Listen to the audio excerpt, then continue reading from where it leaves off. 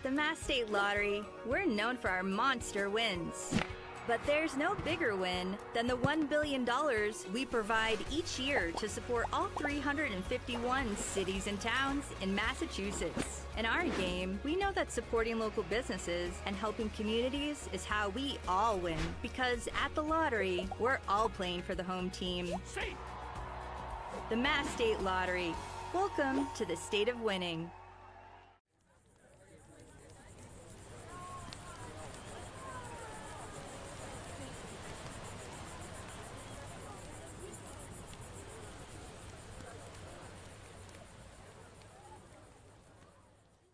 When you need to be seen for a minor illness or injury, Cape Cod Healthcare Urgent Care is here for you with high-quality, full-service walk-in care. ER expertise meets urgent care convenience at our 6 urgent care centers, which are staffed by board-certified ER providers and located Cape-wide from Falmouth to Orleans. Cape Cod Healthcare Urgent Care is open daily and offers a cost-saving option for everything from sprains to stitches, with timely treatment in under an hour for most patients. View online wait times at capecodhealth.org/urgent care. Cape Cod Healthcare Urgent Care. Minor emergencies, major attention.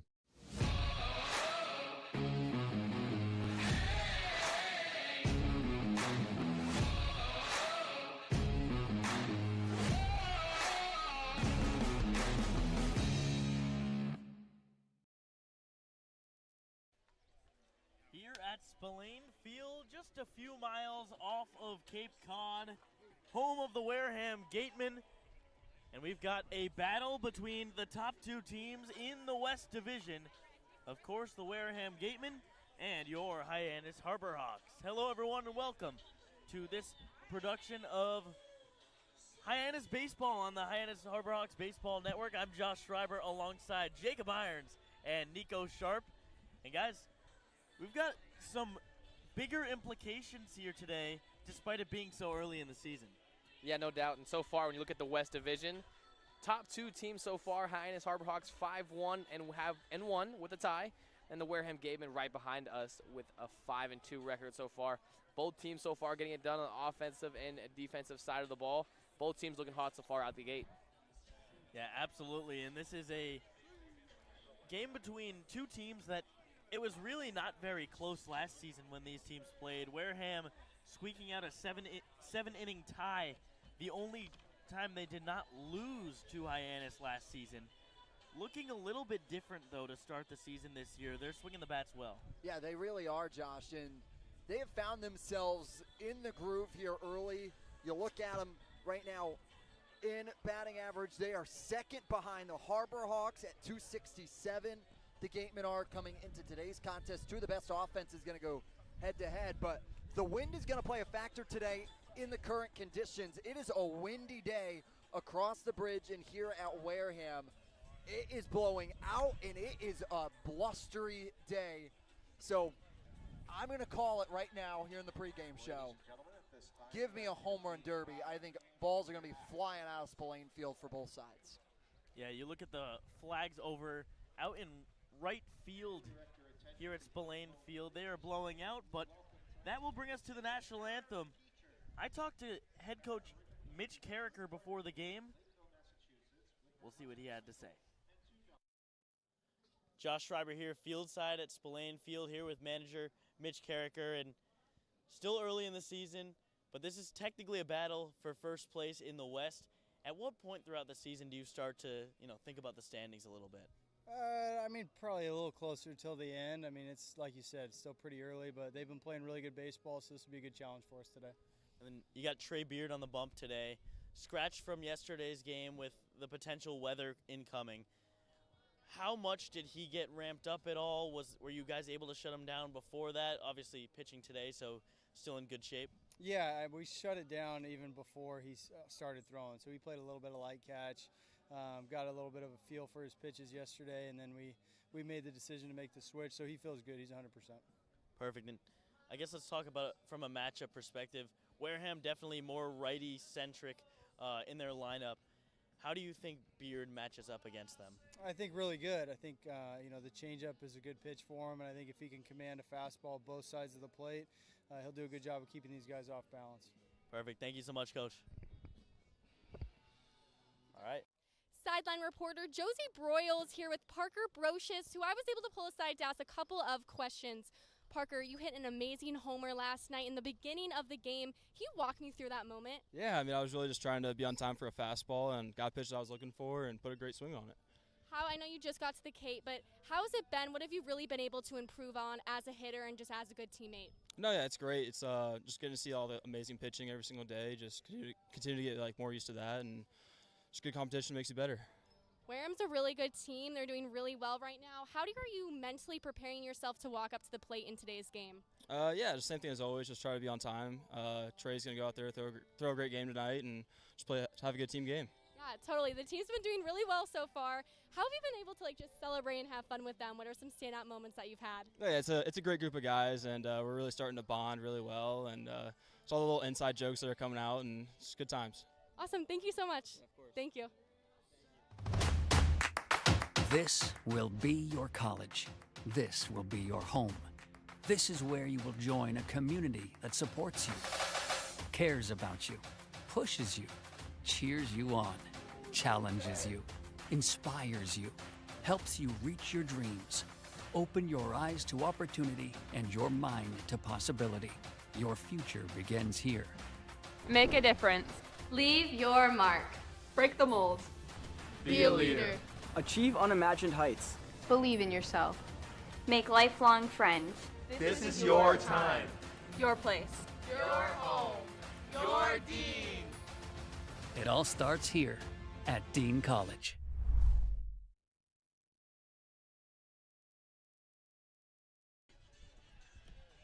Back here at Spillane Field in this matchup between the Hyannis Harbor Hawks and the Wareham Gatemen. And guys, for the Gatemen, tell me about their starting pitcher, Nico. Yeah, number 23, Braden Sloan, out of TCU, Fort Worth, Texas, sophomore, 6'4", 215, left-handed pitcher.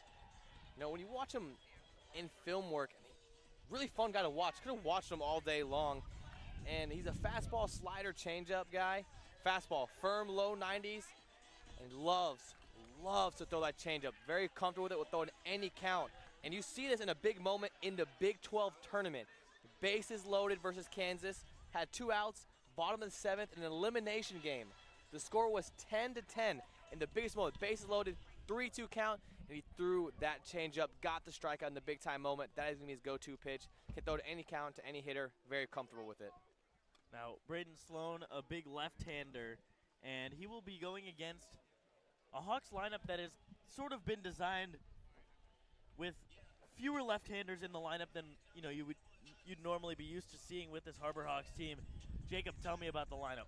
Yeah, the Harbor Hawks making a little bit of a switch here. It moves with Parker Brocious in the leadoff spot. Then following him is not Kane Kepley like we've been used to seeing the two together. It is Nick Groves. Right now, the third best batting average at .455. He's able to move up in the lineup after being in the 9th hole for such a great part of this season. Then it's John Gasdor behind him. He's a designated hitter today. Wallace Clark is at shortstop and in the cleanup spot. Anthony Silva at third. Zach York at first base and is in at position 6. Eric Snow, Manny Garza, and Kane Kepley drops down to the 9 hole to round out the Hyannis Harbor Hawks lineup here for today.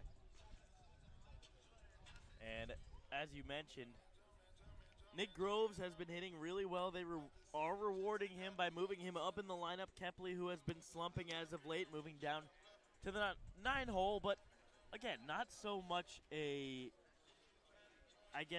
punishment for Kane Kepley. Instead, you feel very, very good having a guy like Kepley as that second leadoff spot in the 9 hole.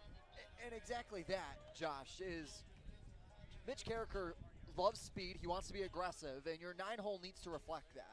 It's a little broken of the terminology and the understanding that the 9 hole is your worst batter. It really isn't. It is a guy that possesses just as much speed as your leadoff batter. So putting Kepley there, while he's not playing to the same caliber as Groves, 9 hole is no disrespect to him. It provides a second leadoff there for the Hyannis Harbor Hawks in Kepley, who's also leading the league in walks, and you might want to walk in that 9 hole so that you can get to Brocious, who showed power yesterday. So that will bring us to first pitch. Parker Brocious is in the right-handed batter's box to face the left-hander Braden Sloan. He gets into his windup, delivers, and it is a ball in the dirt. So we are underway here in Wareham. Parker Brocious, a big home run to left field, his first of the Cape League season yesterday. 1-0 pitch is on the outside corner for a strike. And couldn't come to a nicer guy as well. Was here on the Saturday before the season even started, was helping with field day, raking and making sure he was ready to go, and the field was with him. Ball in the dirt, and you saw at the top of the show, our own Josie Broyles was able to sit down with Parker Brocious, or I should say stand up with Parker Brocious right after batting practice, asking him about his at-bat. Said he was just sitting fastball, knew it was coming, and turned on it. As the 2-1 pitch outside.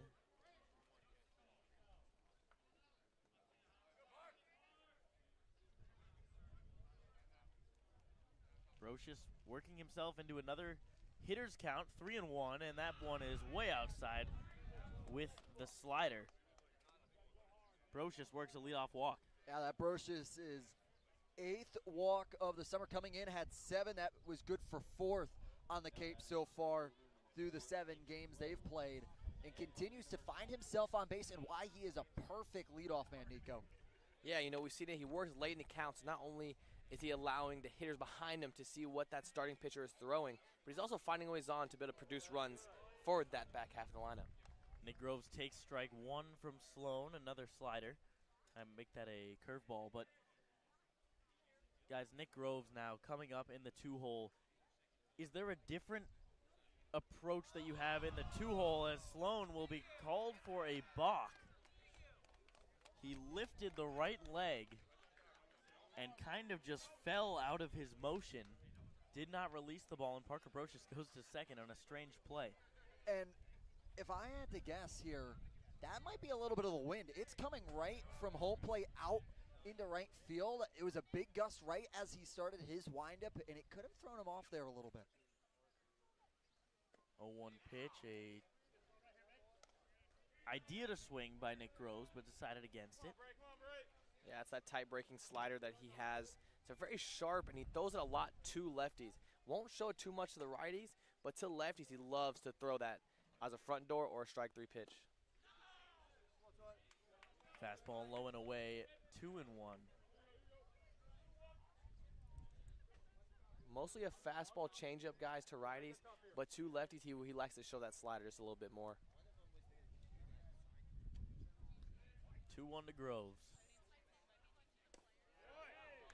Strike right at the knees, a fastball. Lots of arm side run on that, as you mentioned earlier, Nico. 2 balls, 2 strikes, nobody out. Parker Brocious leads off second. Bobby Bozer playing shortstop, playing right behind Brocious. The 2-2 in the dirt, ball 3. Try to go back to the well with that slider. Showed it a little bit earlier. Try to use it as a get me over earlier in the count, but then try to get him as a strike 3. Try to use a chase pitch right there. Low and away, just missed. The 3-2 to Groves. He takes on the inside part of the plate just off, and Nick Groves will work a walk. And now when you have your 2 leadoff man for John Gazdar, you're Mitch Carricker, you're feeling confident here, especially with the contact Gazdar provides in his bat. So Gazdar's first pitch is low. Sloan having trouble finding the zone a little bit right now. And not to mention, that's what you want from the first 2 hitters, to really work in good counts, make Sloan come in right in at you, make him use all of his pitches. The 1-0 outside. And by seeing his arsenal, everyone's alert in the dugout, able to see what the tunneling's going to be and how it's going to come out. And now Eric Luxus, the pitching coach for the Wareham Gatemen, will come out early. a familiar name to Harbor Hawks fans. He was one of the pitching coaches last season, as well as Ray Korn, but on Eric Beatty's staff. Beatty no longer with Hyannis anymore. Luxus ended up going to Wareham to be their pitching coach. So there you see the first, and really not that big of a story, as there are very few people still within this Hyannis team on the roster, and the coaching staff completely different. And after the quick convo, got to attack John Gazdar there. And on top of all of that, Eric Luxus also knows John Gazdar's play, as well as here with him last summer. So could be a settle down, as well as an understanding of how you want to approach the Austin Peay Governor. Also understand that it's 2-0 here, but you can't just feed him one here. He could have the green light. And that he did. He took a hefty swing, fouled that one straight back. It'll be 2-1. John Gazdar this season had a 1.694 OPS against left-handed pitchers. So he absolutely crushed them. See if Sloan is any different. 2-1. Fouled straight back again, 2-2. And that's what you call taking swings up ahead in the count. You know, you don't want to see, you know, it's 2-0, 2-1, and you have it in that one box. You're not trying to make a contact swing. You're not trying to make a Hansley swing right there. You're trying to put the ball in the gap. That's what you have, one pitch, one zone, and that's where it was. And John Gazdar just missed it. The 2-2, swing and a miss on the breaking ball. A slider on the outside part of the plate fooled Gazdar, and there's one out. It's a big-time strikeout right there after walking the first two hitters. To be able to bear down right there, going behind 2-0, understand that's one of the better hitters on the Harbor Hawk, able to attack him, mix up his pitch arsenal, and ultimately get the strikeout. Wallace Clark, another guy with better splits as a right-handed hitter. He takes that pitch on the outside part of the plate for a strike. Yeah, Sloan seeming to bear down right here. Able to mix up his arsenal, throw everything for a strike, and seeming to bear down after the first two walks.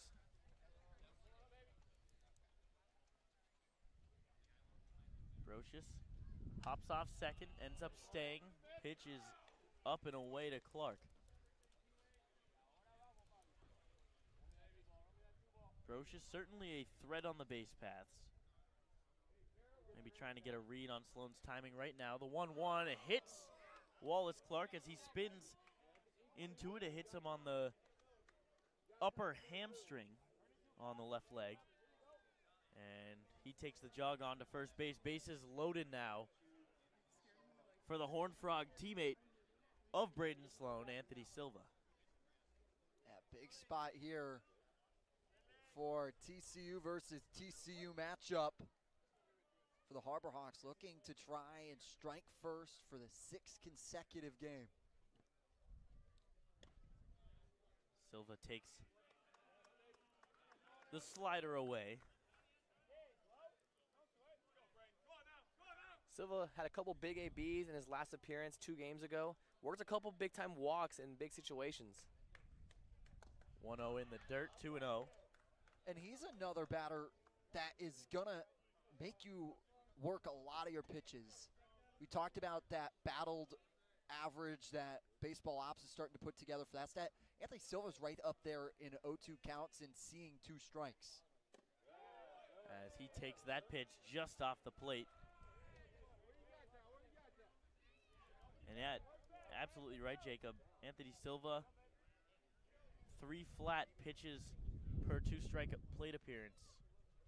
Is second on the team. That 3-0 is in there for strike 1.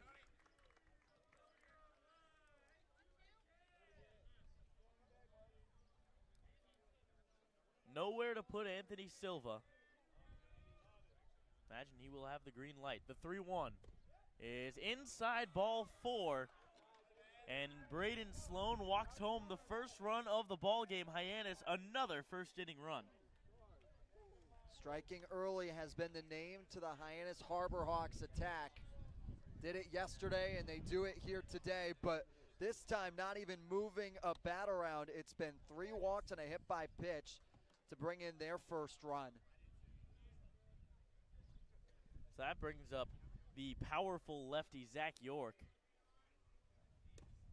Ball outside. You know, talked to a lot of our interns before the game, asking who they think is going to go yard today, and wind blowing out to right field, Zach York was the most common answer. Yeah, wind blowing out to right center field, only 315 down the line in right field. That pitch way up, but called a strike. Nice frame job. That time by Jacob Jarrell. 1-1 to York. Low and away, 2-1. And here, if you're Sloan struggling to find the zone, Zach York is not the guy you want to see because of how disciplined he is in his at-bats in commanding the strike zone himself. The 2-1. Hits York. York got hit on the right hip, so he will head to first base. Nick Groves will come in to score. And that is now 2 runs in the first inning with no hits yet for the Harbor Hawks. Yeah, a lot of great play discipline. You know, we've seen 2 hit by pitches, but guys not extending the zone. And a lot of these pitches aren't missing much by Sloan. He's not just all over the place. He is missing the box by a couple inches. Great play discipline so far. Able to work the walks, keeping the bats on the shoulder. So Eric Snow, the 7-hole hitter, is up to the plate, still with the bases loaded. Takes that pitch for a strike, 0-1. And with the laboring Sloan, he's going to send some motion into the bullpen down by the snack shack here at Spillane Field. 2, no balls, 1 strike. Pitches up and away, 1-1.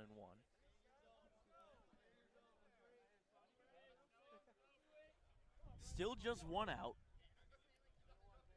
The infield not playing in with the bases loaded. Forced play at home. Snow fouls that one off. One of the few balls that has been hit at all in this inning for the Harbor Hawks, yet still threatening with the bases loaded. 2 runs come across already. With the right-hander Snow up, wouldn't be too surprised to see a changeup here somewhat in these next few pitches. That seems to be his go-to, low and away on that arm side. Here's the 1-2, and that ball fouled off right side. It will get out of play. Off the roof of a shed beyond the Harbor Hawks dugout.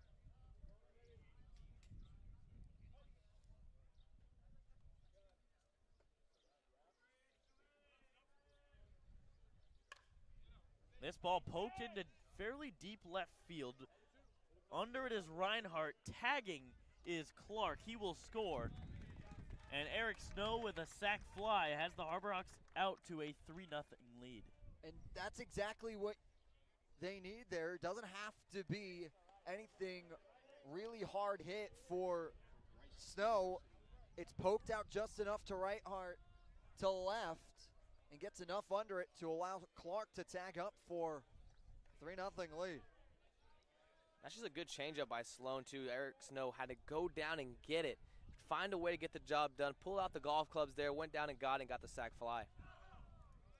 Gets a run batted in, and he continues to impress anytime he has an opportunity in the box. Had 2 hits against Katuitt in his last game. 1-0 pitch fouled off over the bleachers on the right side. Now here at Wareham, we are perched on top of the Wareham dugout, which is on the third base line. In the cage, we call it. Certainly the most unique viewing point we have on Cape Cod, or I guess in the Cape Cod League. 1-1. Garza fouls that one back.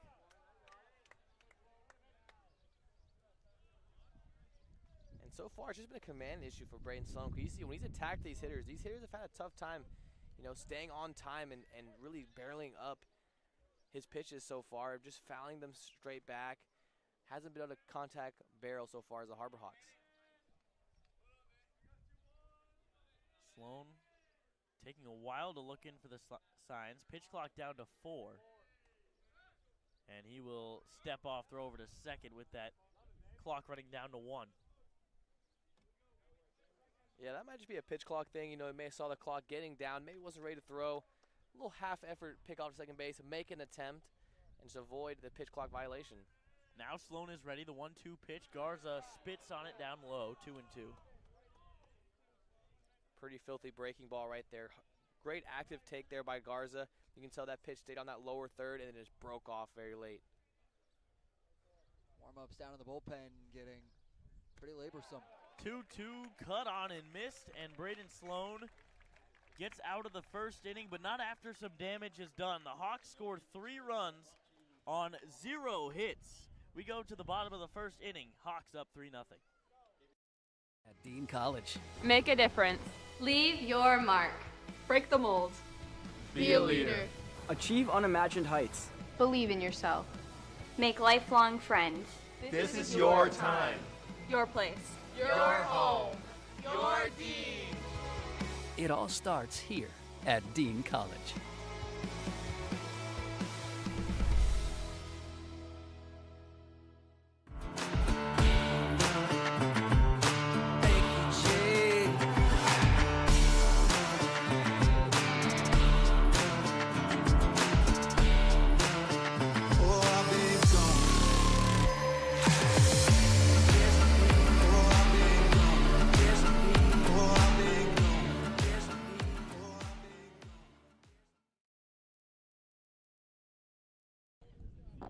Bottom 1, and the Hawks score a unconventional 3 runs in the top of the first inning.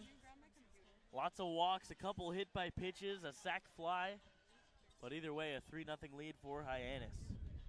Yeah, and it's striking early. It's a completely different ball game for Trey Beard here, who gets to start for the Harbor Hawks to be attacking with a 3-run cushion behind him that his offense was able to put up. Yeah, it must be nice to feel like you have that pressure released off your time for the Harbor Hawks pitching staff. Offense always attacking early. Feel like you're going to pitch the lead a little bit, and we saw that there very early. And talking a little bit about Trey Beard, was supposed to get the start yesterday against Orleans. And as you may have heard in the coaches show before the game, manager Mitch Carricker said that they shut him down before he really got his throwing program going. They were worried about the weather and losing one of their starters when, you know, you're not sure. You could have an 8-game stretch coming up if the game yesterday were to get rained out. So you need all the starters you can get at that point, and felt like it was best to go with a bullpen day. But now coming up with Trey Beard, fastball upper 80s, lower 90s, but it plays up because of the other pitches. Yeah, for sure. This fastball definitely speeds up because he plays it so well off his other pitches. He has a curveball, has a changeup, has a slider. That curveball, very vertical, 12-6 movement, changeup, throws it a lot. It's a very good arm side changeup. His key to that changeup, though, is making sure that ball stays down. And that slider, a lot of velo difference, hides it very well behind that fastball. So it's Brendan Summerhill who hits a foul ball, the first pitch he sees, leading off for Wareham. Let's get a look at the Wareham lineup. Yes, the Wareham lineup, led off by Brendan Summerhill, Bobby Bozer, Murph Gray, Jace Reinhart, who moves over to West Virginia, Nate Early, Jacob Gerald, Johan Desero, Eli Putnam, and Colby Turner. As the second pitch is just outside with the breaking ball, and a Wareham lineup that has really played well so far this season. We mentioned earlier as that pitch low and away, 2-1, but second in the Cape Cod League in average, third in OPS, really providing a little bit of boom with the bat that we did not see last season. As that ball laced down the right field line, it is a fair ball, and that's going into the corner all the way to the wall. Summerhill will cruise into second base and stay right there with a leadoff stand-up double. And just as you list off every hitting accolade, it is right there for Brendan Summerhill. It's a perfect placement and a trickler all the way to the right field corner. Kepley got to it quickly. Could have tried to leg out a triple, but with nobody away, elects to stay at second for Bobby Bozer. Summerhill took that fastball on the inside part of the plate, fairly middle, 101 miles an hour off the bat. Yeah, and that right field kind of goes off into a corner right there. You can see why Wareham leads the Cape Cod League in triples with now 4. Bozer squares to bunt originally, pulls it back on the ball. If you can get one into that corner, Nico, and you've got enough speed to turn yourself around second, it could be an easy triple. The 1-0 to Bozer does not square to bunt this time, instead takes the strike. If the name Bobby Bozer sounds familiar to you, this is his second summer here on Cape Cod with the Wareham Gatemen. Last year, just a .219 batting average, but .390 on base percentage, 4 homers, 8 doubles. As that one is a hard ground ball through the 6 hole. Stopping at third base is Summerhill as Parker Brocious comes up throwing. And it is a no-out single, back-to-back hits now for the Gatemen. Yeah. Talk about the hitting for this Gatemen team. It's displayed right there. 2 very hard hit balls off the bat for Trey Beard. And he's going to have to work with some traffic behind him to try and get 3 outs. And these Gatemen have come out swinging. You know, yeah, these aren't just like little dinkers or balls falling in. I mean, they're catching that ball out in front of them. They're attacking the baseball, both working very hard pull side.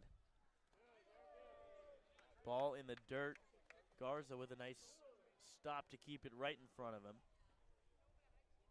So Murph Gray will have the duties of being the tying run at the plate. Nobody out, runners on first and third.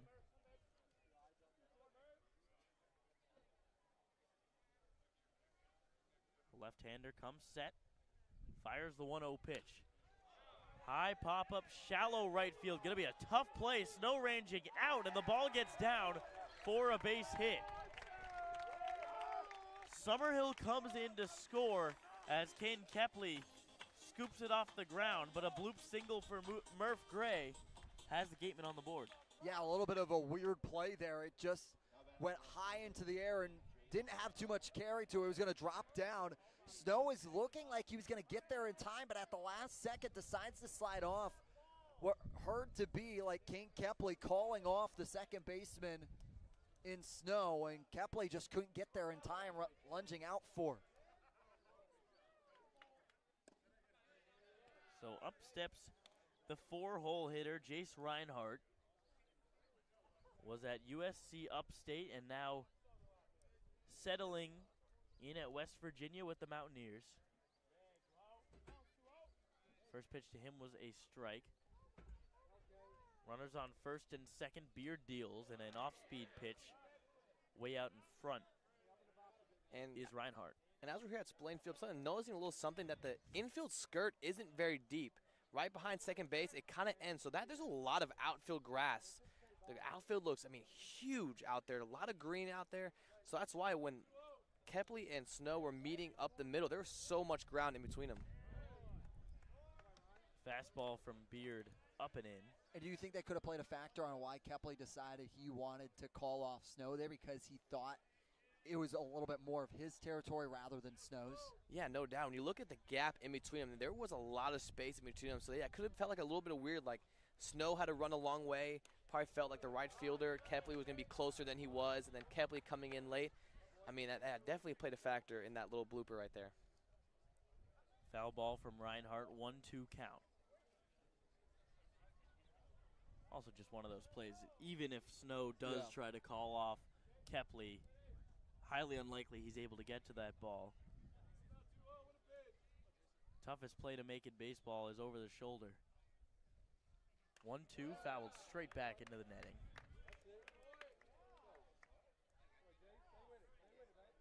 Reinhardt just spoiling the fastball, maybe sitting off speed.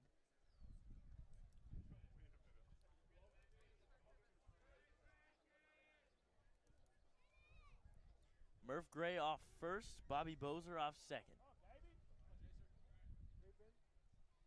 No fakes like he's coming in for the pickoff. Ends up retreating, and the ball's in the dirt to Reinhardt. It's a hard breaking ball right there from Beard. It's a great take there by Reinhardt. Beard with a atypical, unique arm slot, comes straight over the top. You can see his shoulders really rotate, come straight over the top. That's what makes that 12-6 curveball break so hard, coming from that straight 12 all the way down to the 6. Beard windmills one in there for strike 3. Gets Reinhardt down swinging on the changeup. That's huge for his confidence after having the first 3 batters find themselves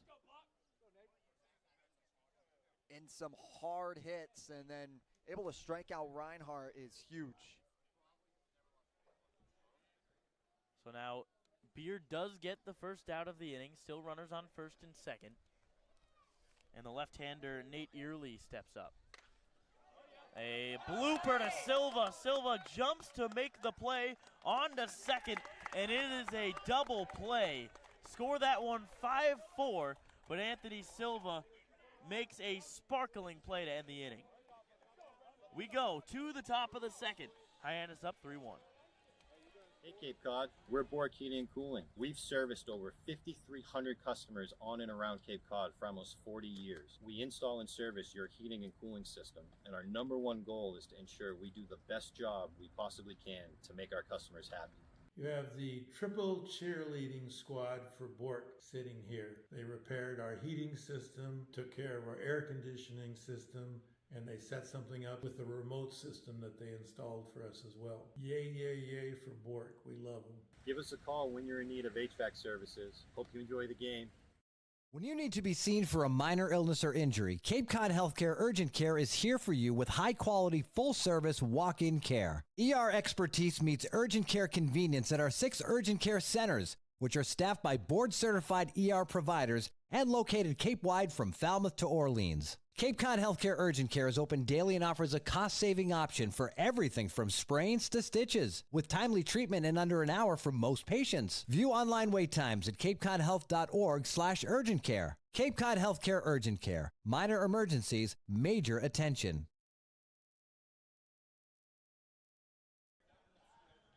Top of the second inning, and 4 runs total were scored in the first, but thanks to Anthony Silva, Hyannis gets out of further trouble. Anthony Silva getting his first start of the summer at the hot corner. Leaps up with his tall frame, snags it right out of the air. And it was a quick second. He brought it down and was looking whether it was the third out or whether he still needed to check over. Bozer was so confident in how he was just running that he got doubled up, that he just went right back into the dugout, and Silva tossed it over to second for that double play. It's one of those plays where, as a base runner, you're making the read immediately, and on a line drive, if you make the read that you think it's going to go over, there's no point in stopping to go back if it becomes close, because you're going to have no chance. So Bozer gets left out to dry, and Trey Beard gets out of the inning. It's been a couple times so far this year, guys. We saw it against Orleans, where double plays at the end of threatening innings really helped them out. Yeah, they always say double play is a pitcher's best friend, and we saw it right there. Saves so many pitches. It gets you out of a tough situation. You know, that's really big time, and I'm sure Trey Beard gave Anthony Silva a little high five there, a little, hey, appreciate you. That's a good athletic play. Double play, get me out of that inning. So that brings up the 9-hole hitter, Kane Kepley, against Braden Sloan, who's out for another inning. Wareham got the bullpen going early on his 37-pitch first inning. Seeing if he can figure something out here in the second as he deals low and away, 1-1. Yeah, so far not an issue of leaving it middle. Actually the opposite, a little missing the strike zone, just barely missing the strike zone. Working a lot of walks, couple hit by pitches. You know, look for him to really attack these Harbor Hawks in this half inning. Kepley fouled straight back towards some cars parked along the side of the road. It's an interesting ballpark here at the high school, where you've got a parking lot behind home plate, you've got a parking lot past third base, a school right behind us, as Kepley leans into that one, hits it pretty well out into right field, but it is tracked down by Colby Turner, and there's one away. Kepley a little off balance there. Caught just a little bit out front, try to use his hands, try to extend it, working into the right center gap. The ball just floated just enough for Turner to make his way under it. And right away you could see the ball carrying. That's the second fly ball Hyannis has hit that, you know, got the hitter out in front with Eric Snow and his sac fly earlier, and it went out to pretty deep into the outfield as Parker Brocious takes strike one.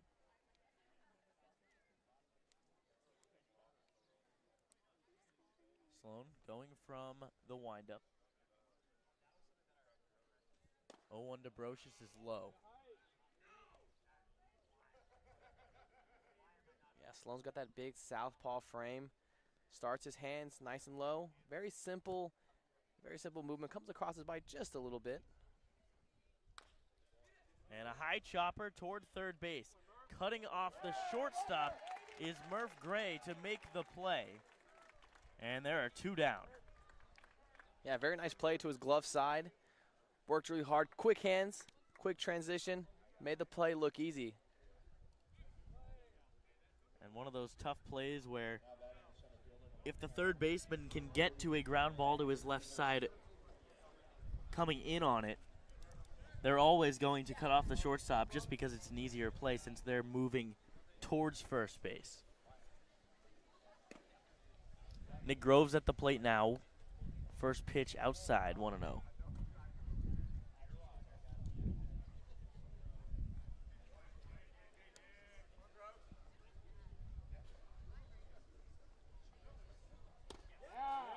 And the next pitch is just a bit low. Gerald tried to bring it back up, but doesn't get the call, 2-0.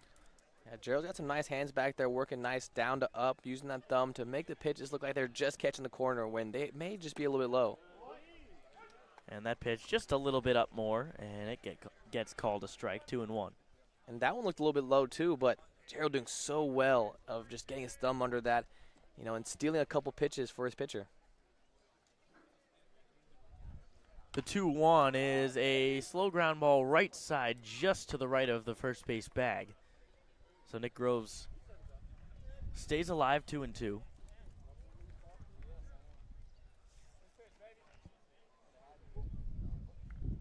For Groves, comes in tied for third on the Cape with 10 hits on the summer.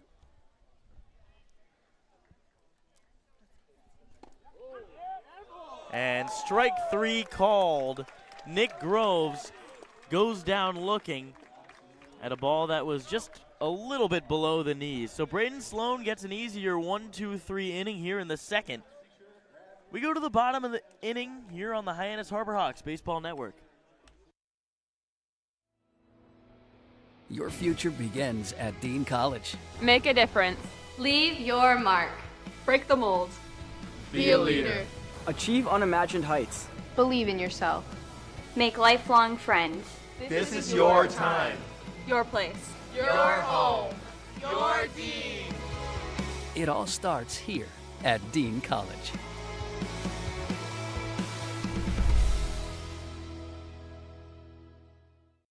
Hello there, Cape Cod. We're Bork Heating and Cooling. We've been around for 38 years and counting and have served over 5,300 customers. We specialize in the installation and service of your HVAC systems. Our favorite part of the job is making sure our customer is 100% satisfied. We've been using Bork Heating and Cooling for over 20 years now. They've installed our furnace, our central air conditioning, and our hot water heater. Their service department is great, and I'd highly recommend this company to anyone. We hope to hear from you. Give us a call anytime. Go Harbor Hawks!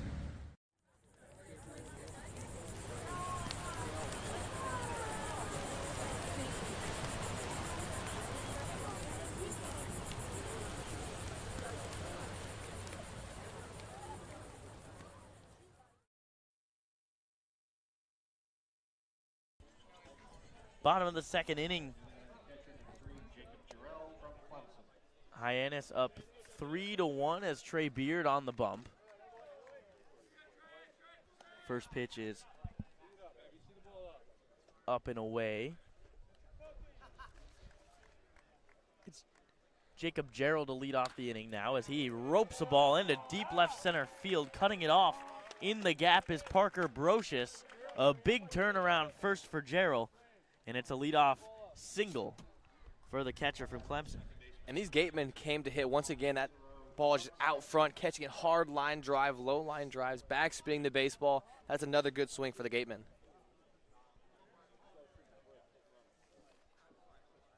So now it'll be Johan Desereau out of Stetson University. Lots of Stetson guys here in the Cape League. Cuts on and misses at the first pitch. Had a couple on the Orleans Firebirds yesterday. School that I think if most people think of Stetson baseball, you may think of Jacob deGrom. I believe Jackson Olsen, a former Harbor Hawk, now current Savannah Banana. Spent a season there. Way to go, Josh. That's a deep Harbor Hawk pull right there. Don't shout me out yet. I know he went to Hartford. Yep, Stetson as well. Look at you, Josh. Gotta know my Harbor Hawks. He was a 2020 guy in the COVID year at Stetson.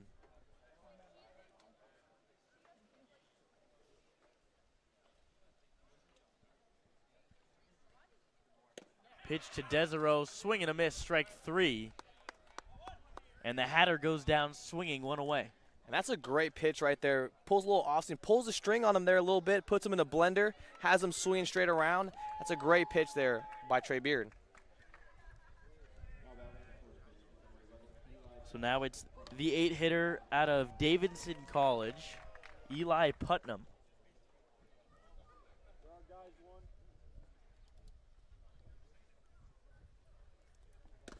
Putnam takes strike 1 right in there. Putnam, a junior, had himself a really nice season for the Wildcats. All A-10 first team. Hitting .352 with 16 homers, 58 RBIs. Slugging percentage of .679. 0-1 pitch to him is low, 1-1. On top of all that, stellar in the classroom as well as all A-10 academic team honoree as well for Putnam. I understand it's so hard to be a student athlete because you got to hold excellence both within your field of play as well in the classroom. And a line drive Putnam gets a little bit out ahead of. Just foul of the third base bag. And the foul lines are a little different here at Spillane Field. It is the edge of the infield grass that is the foul line, so there's no chalk. The dirt, infield dirt that you run on is actually in foul territory. It's not like most ballparks where it splits the middle. Putnam, a ground ball to Silva. Silva throws to second for 1. Snow goes to first for 2. Not in time as Eli Putnam beats out the potential inning-ending double play. And there are 2 away. Yeah, and Anthony Silva's first start at third base. Making it look easy so far. Ball hit right to him, uses shuffle. Perfect throw to Snow. Putnam just able to beat it out. Now the number 9 hitter in the order, Colby Turner. With Putnam leading off first. There goes Putnam. Manny Garza, throw down to first is not in time. The entire Harbor Hawk defense started to run off the field. But the second base umpire says that Putnam escaped the tag. And I was just about to say, Trey Beard is a pitcher that's so hard to steal from. A lefty, so already facing that first base bag. Short, quick slide step. And even in his slide step, he lifts his legs straight up, so it allows him to still be able to pick off to first if he still wants to. Work the slide step there. Putnam took a great jump, though, and still somehow swim moved his way out of there. The pitch was a ball, as the second pitch is cut on and missed, 1-1.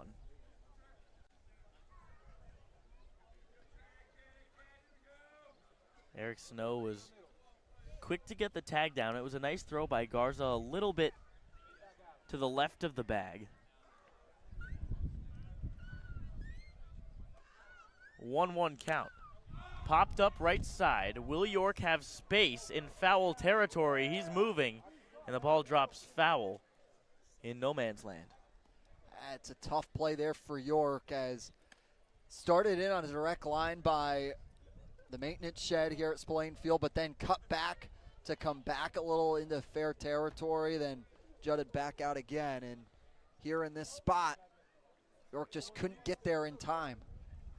A lot of foul ground on down the right field line and the left field line, even a field goal post over there as you look towards the corner of the left field line. The 1-2 to Turner. Foul ball right side. Well behind that fastball, but just able to pull his hands in and poke it the other way.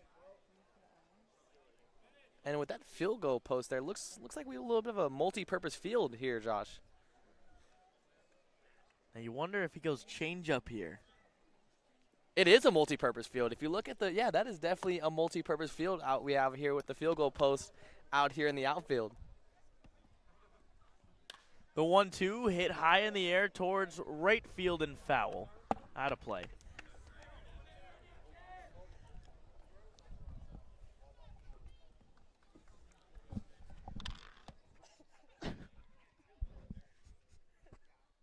Colby Turner, the 9-hitter, has a runner in scoring position. Trying to make this a one-run game with a base hit. 1-2, 2 outs, Beard deals. Swing and a miss, strike 3. And Trey Beard gets out of the inning unharmed. No runs, 1 hit, 1 left, and we go to the top of the 3rd inning. Hyannis up 3-1. Hey Cape Cod, we're Bork Heating and Cooling. We've serviced over 5,300 customers on and around Cape Cod for almost 40 years. We install and service your heating and cooling system, and our #1 goal is to ensure we do the best job we possibly can to make our customers happy. You have the triple cheerleading squad for Bork sitting here. They repaired our heating system, took care of our air conditioning system, and they set something up with the remote system that they installed for us as well. Yay, yay, yay for Bork. We love them. Give us a call when you're in need of HVAC services. Hope you enjoy the game. Here at the Mass State Lottery, we're known for our monster wins.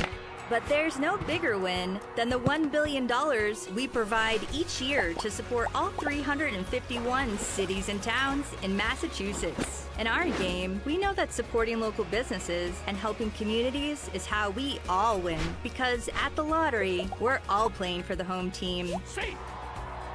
The Mass State Lottery. Welcome to the state of winning. Back here, top of the 3rd inning. Braden Sloan out for another after really settling in the 2nd inning. An easy 1-2-3 inning for him. And he will face the middle of the Harbor Hawks order with John Gazdar leading off.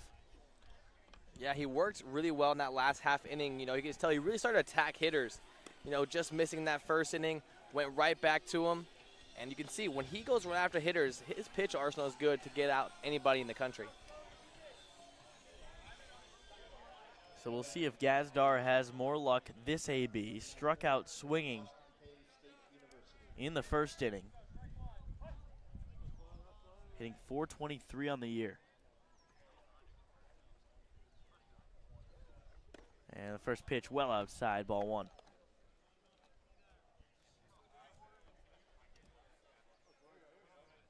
Gazdar has certainly made his case for why his name should be called in the MLB draft in just a couple weeks. Yeah, if you're a scout and you've seen him play so far through these first 8 games, he's someone that you walk out of there circling on your stat sheet and being, if we get there, we should grab him because he could be a high-value pick for any team. Understanding he brings a work ethic. He's a great individual for your culture in your locker room, and then on top of it has a great ability both defensively and offensively that's unmatched here. As a 3-0 pitch outside, John takes a 4-pitch walk to get on base for the first time today. But yeah, like you guys mentioned, this guy, what can't this guy do? Great guy off the field, Great guy on the field, gets it done offensively. Great hands, hits for average, also shown a little bit of power so far early in this Cape Cod season, and then can play anywhere in the infield and play anywhere in the infield at a high level. We've seen him at third, short, and second early in this young season. Wallace Clark stays off the first pitch of the at-bat, 0-1. And I bet you if he tossed him out in the outfield, I think he could find himself doing a pretty decent job out there as well. Yeah, he's an athlete, and with his attitude, I mean, he would play wherever a team asks him, I'm sure. I mean, you put this guy anywhere. You can put this guy in an Italian restaurant. He can be the waiter, the chef. I mean, he can do it all. He can get behind the kitchen, get it done. I mean, there's nothing really that this guy, John Gazdar, cannot do.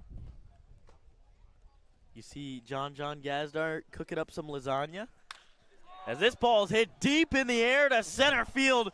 Wallace Clark, did he get it? No, it's off the base of the wall. John Gazdar rounding third, coming in to score. The throw from Bozer is offline. Gazdar scores, and it is a no-out double, an RBI double for Wallace Clark. And Wallace Clark hit it to the deepest part of Spillane Field and seemed to get all of that one coming right short of the fence, almost got his home run of this game. And Jacob Irons, you called it. He said you wanted a home run derby, and that was almost the first one of the game right there. It was right there. And it, like you said, Nico, the deepest part of the park, it's the jutting out in the corner, out into the outfield, that it drops about a foot in front of, out of the reach of Summerhill. And Wallace Clark continues to play great baseball as well. We talked about John Gazdar. You also got to talk about Wallace Clark. He's come in and made sure everyone has taken notice of the Duke Blue Devil. And just looking, if you look on the Cape League game day tracker, you see that middle of the lineup. Nick Groves, 435. John Gazdar, 423. Wallace Clark, 421. No, those are not on base percentages. Those are batting averages. So just a ridiculous start to the season for those three players who have really exceeded all expectations. Yeah, no doubt. And we look at Wallace Clark, this is a guy who can do it from both sides of the plate. You know, he's a switch hitter, gets it done on the left side, and then we saw right there with that long line drive, almost home run from the right side as well. So that will be a pitching change for the Gatemen. We'll tell you about the new wing when we come back here in the top of the third inning.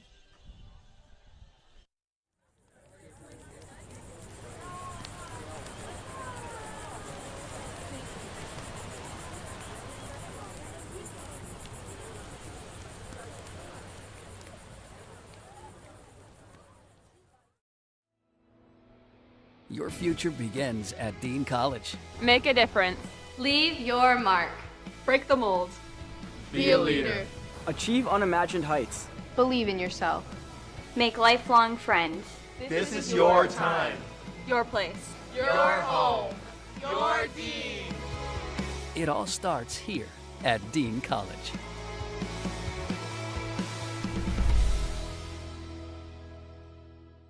Hello there, Cape Cod. We're Bork Heating and Cooling. We've been around for 38 years and counting and have served over 5,300 customers. We specialize in the installation and service of your HVAC systems. Our favorite part of the job is making sure our customer is 100% satisfied. We've been using Bork Heating and Cooling for over 20 years now. They've installed our furnace, our central air conditioning, and our hot water heater. Their service department is great, and I'd highly recommend this company to anyone. We hope to hear from you. Give us a call anytime. Go Harbor Hawks! Into pitch for the Wareham Gatemen. Here in the top of this third inning is Sam Mettert. Yeah, Mettert's going to be a guy from St. John's, another tall frame, 6'4" guy. Going to be a two-pitch mix guy, fastball slider. You know, got a good amount of innings, got 26 innings in this last spring season. Had a 5.19 ERA, 21 appearances, 32 strikeouts, only 19 walks. And he missed barrel a lot, having an opponent's batting average of .227. Fastball gets on you pretty quickly, and the slider is a hard-breaking slider. And he loves to use each pitch to make the other one even better. Mettert, a right-hander now. So Anthony Silva will have to face him instead of his college teammate. Wallace Clark on second base, nobody out. Pitch outside. Hyannis leads 4-1.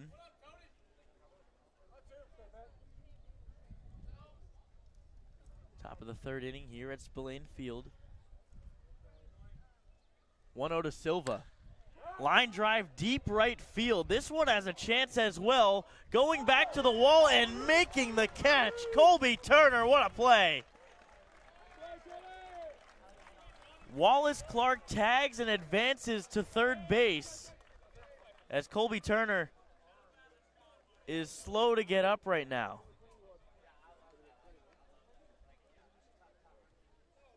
Yeah, hard collision over there in right field. What a play. Instantly catches and hits the wall simultaneously.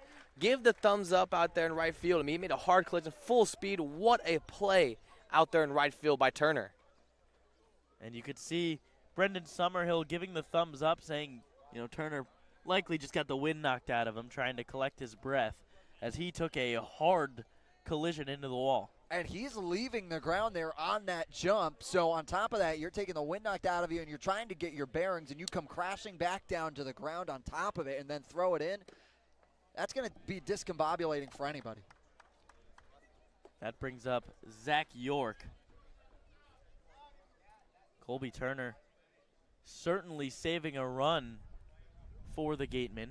Infield is in as York hits a foul ball straight back, 1-1. And now you see Turner playing practically at the wall in right field for the left-handed hitting York. 1-1 low, 2-1. Great swing, though, by Anthony Silva, showing a little bit of oppo power there. Good drive. Puts it all the way to the wall over there in right center field. Allows Wallace Clark to move from second to third. Almost hits his first home run of the season. Pitch way up to York, 3-1.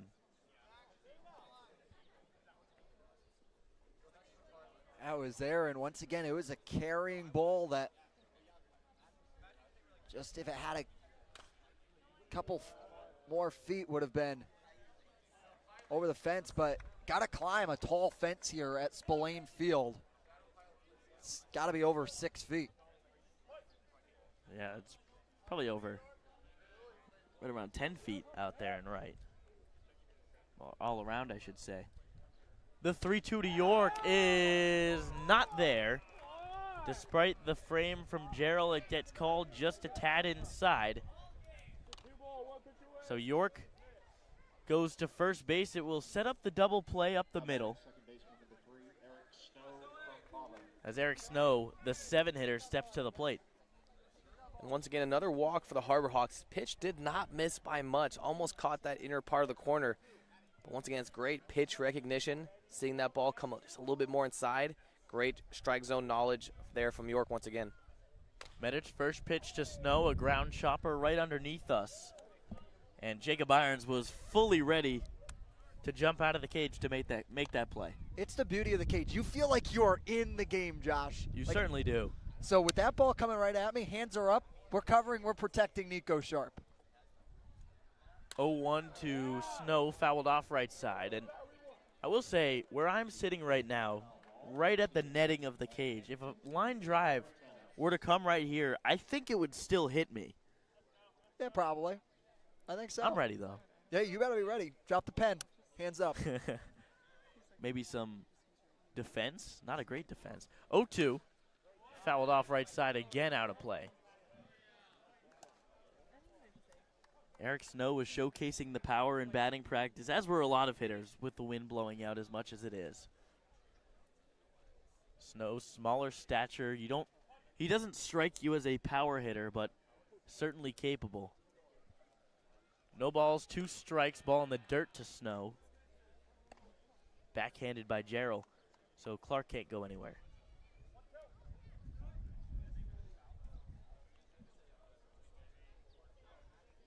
York, a 2-step lead off first. And a hard ground ball past the third baseman, Gray. It will go into left field. York advances 90 feet to second base. And it is an RBI single for Eric Snow. It's 5-1 Harbor Hawks. Stay hot, Eric Snow, who continues from his last game versus Katuitt here to Wareham. swinging well and finding that placement down the left field line. Saw it a couple times against the Kettleers 2 games ago and picks right back up where he left off against now the Gatemen. Manny Garza batting from the left side now with the right-handed pitcher in the game. 0-1 after the first pitch was a strike. Scoreboard here says 1-3. Not reset from last at bat. Ball in the dirt. 2-3.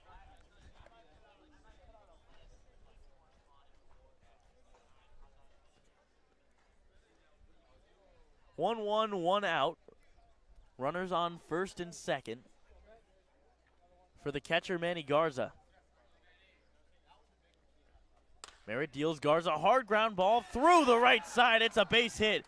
Zach York will stay at third, and the runners go station to station. The bases will be loaded for Kane Kepley.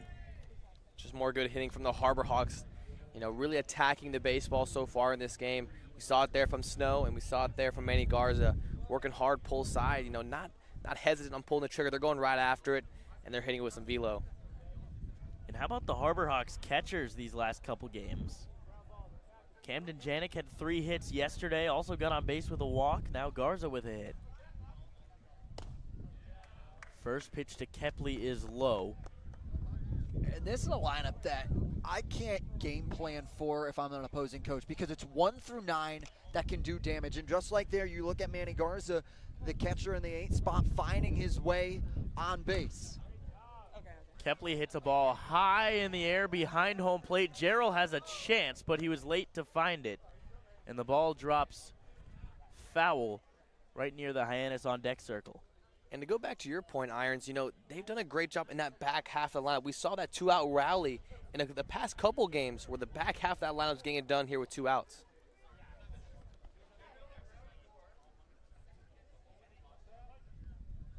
One ball, 1 strike, 1 out. Bases are juiced. Kane Kepley, the 9-hole hitter, hits a line drive foul down the right field line. Hear the wind really picking up right now, blowing hard out to right center field. Now, blustery day here in Wareham, just off the Cape. The 2-2 is low. Kane Kepley shuffles into the full count. Yeah, it's a good back foot slider there from the St. John's pitcher, Matert. Good take there by Kepley. The 3-2 up and in. And it was actually 2-2. Board said 3-2. I got caught off track there. Now it'll be 3-2. Not to be confused with the 2-3 we saw up in the board earlier.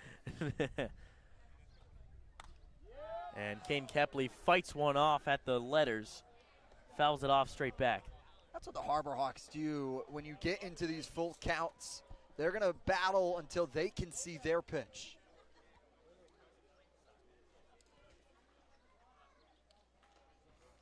Medert comes set. 3-2 to Kepley is hit in the air into shallow left field. It should not be deep enough for York to tag. He bluffs as if he will to draw a throw and heads back to third base. So Kepley can't quite get the job done. Hit a ball in the air to the outfield, but not deep enough. And there are 2 outs. Yeah, it's a good pitch there by Sam Medert. You know, another big situation. Bases loaded. Kane Kepley, a guy who's been in the top half of the lineup for the majority of the season. So a guy who's been swinging the bat with confidence right there. And for him to bear down, 3 balls, 2 strikes, full count, had nowhere to put him, went right after him right there. So 2 outs for the top of the order. Parker Brocious, who hits a high chopper right to Murph Gray, who steps on the third base bag, scored 5 unassisted. And we're through 2.5 here at Spillane Field. Hyannis Harbor Hawks up 5-1. But before here we go at to the the Mass bottom of the State third Lottery, inning, we've got Matt Coates for more. Thanks, Josh. Thanks, Josh. Happy you didn't forget about me there. As we know, I would every never. Cape Cod Baseball League is a truly great game. Best players in collegiate baseball on one field competing. But today, guys, extra special game. We're watching two titans in the Western Division. The Hyannis Harbor Hawks, 5-1-1, sitting atop the division. But guys, right under them, the Wareham Gatemen with a 5-2 record. Offensively, the Harbor Hawks are first in the league with a .293 batting average. But Wareham is right behind in second place, hitting .267. But on the mound, guys, the advantage is all Hyannis. They have a 1.84 team ERA, and Wareham's on the complete other end of the spectrum. As a team, 5.89 ERA. Similarly, we're first in the league in WHIP, while the Gatemen are ninth. But at the end of the day, guys, none of those stats matter, because whoever comes out with the victory today will take the Western Division crown. Hopefully, as a team, we can go out there, get a big victory, and stay top dogs in the West. Josh, back to you. Please don't forget about us silent reporters anymore. Hey, I'm sorry, Matt. We had a long top of the third inning. You're right. It was just a long one. Kind of slipped my mind, but I'll do better next time. Thank you so much. And so far, those stats that Matt were mentioning were really coming into play as the Wareham pitching staff has not quite been able to get the job done early on. 5 runs allowed in the first 3 innings, but the bats have shown up a little bit here and there for them. Yeah, the bats have shown up for sure. I mean, we've seen a lot of hard contact, a double, hard base hits. You know, you can tell they're a gritty team. They're going to be able to swing the bat, and you're going to have to pitch them. You know, you're scoring runs early on the offensive side, but you got to be careful and try to put as many zeros as you can back on the pitching and defensive side because these guys can swing it. They certainly can, and it will be the top of the order to lead off this inning. Brendan Summerhill takes ball 1 inside. Summerhill roped a double down the right field line, 101 miles an hour off the bat. Trey Beard deals high 2-0.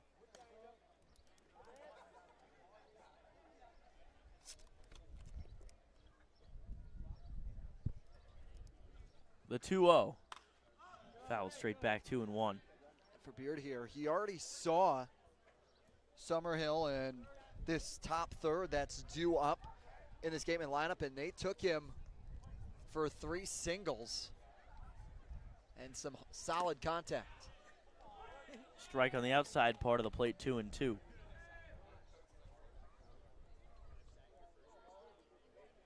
Summerhill, a teammate of new Harbor Hawk Mason White at Arizona. As he hits a hard ground ball to the right side, Eric Snow fields and fires, and there's 1 down. It's a great job there by Beard to be able to get the leadoff man on. So far in the first 2 innings, the leadoff man did get on, forcing him to work from the stretch. You know, it's nice to have comfortability, you know, get the first guy out and work a quick inning. So the most veteran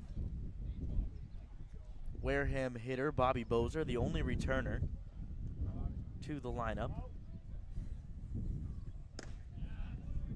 Strike 1, and it was a Wareham team last year that really lost a lot of talent as the season went on. Obviously struggling a little bit out the gate and just got worse for them after that, and happens to every team any given season. Sometimes just not able to get things going. Bobby Bozer, though, was one of their more consistent hitters last year. He's down 0-2 now and just gets a piece of the 0-2 pitch to stay alive. Yeah, once again, Beard utilizing that changeup right there, keeping the hitters off balance. You saw Bobby Bozer right there keep his front foot, you know, and just kind of leaked his power there a little bit, caught him out front. So Beard doing it so far, good job so far changing his arsenal and changing velos. Bozer hits one shallow into left center field. It gets down and dunks in for a hit. It gets away from Parker Brocious, so Bozer will advance to second on the E7. Either way, it's a 1-out base hit for the junior from USF. Looked like Brocious may have just overran it right there, you know, because he was charging in so hard. It was a blooping single. Was started running. It looked like it took a little bit of a bounce towards his glove side, and he kind of overran it a little bit, kind of kicked off his glove, allowing exposure to move from first to second. Now it's Murph Gray out of Fresno State. Gray's first name is Tristan, but goes by Murph on all social medias. His name in the Fresno State roster says Tristan and then Murph in quotations Gray. Ball outside. And Gray's had himself a really nice start to the summer. On base 44% of the time. 3 RBIs, 8 for 22 on the year. And we mentioned a little bit earlier, but there's a lot of green out there in the outfield. That outfield grass is huge. That's why we've seen a couple of little bloopers so far be able to fall. Hard line drive right at Snow, who knocks it down, picks it up, throw to first in time for out 2 as Bobby Bozer moves up to third base. Great job by Eric Snow. That's why you square your body around the ball, able to provide a little bit of a backing on it. Took a nasty hop up on him, takes it off the rib cage and throws over in time for the clean out, making sure he's using his body as a brick wall there. And Little League coaches would be very proud of Eric Snow right now. Stay in front of the ball, knock it down. The amount of times that I think I heard that throughout my baseball career, I'm sure you can agree, Nico. Yeah, no doubt. There's nothing that, makes a coach upset more than when a player olays a ball and the ball goes right by him. So we're going to have a conference right now as looked like Jace Reinhardt thought he got hit by that first pitch. It was called a ball. Yeah, it's pretty difficult right there, even such a close play, and even if it didn't barely touch his jersey, it's hard for the first or third place umpire to be able to make that call from their angle. They're going to call it a ball, say it did not hit him. Reinhardt will try to capitalize. His home plate umpire Jacob Ashworth to meet with first base Matthew Kane, and Reinhardt does just that. He sends a line drive into left center field. It splits the gap. Parker Brocious cutting it off just before the wall. It is an RBI double for Jace Reinhardt, and he'll take that instead of a hit by pitch. Another great swing by this Wareham Gatemen. They are just line drive machines, working so hard in the gaps, and that's a big 2-out hit here. Still got a long game here in front of us, only in the bottom of the third, so the Gatemen are just going to chip away at this lead that the Harbor Hawks have built. Yeah, both two teams have come out to show the offensive power they possess, and Reinhardt putting both outfielders in a disposition with his placement. Ball up and away to Nate Early. Early lined into an inning-ending double play in the bottom of the first inning. Very well could have been an RBI knock, but Anthony Silva using the vertical. That pitch right in there for a strike. 1-1, 2 outs. Jace Reinhardt on second. 5-2 Hyannis leads. Trey Beard trying to get through his third inning of work. The 1-1. Breaking ball outside, 2-1. Yeah, Nate Early got it done this year for Florida Southwestern. 335 batting average, 58 RBIs, which comes into play here with the runner in scoring position over there on second base. 2-1, swing and a miss up at the letters. Beard blew the fastball by him, 2-2.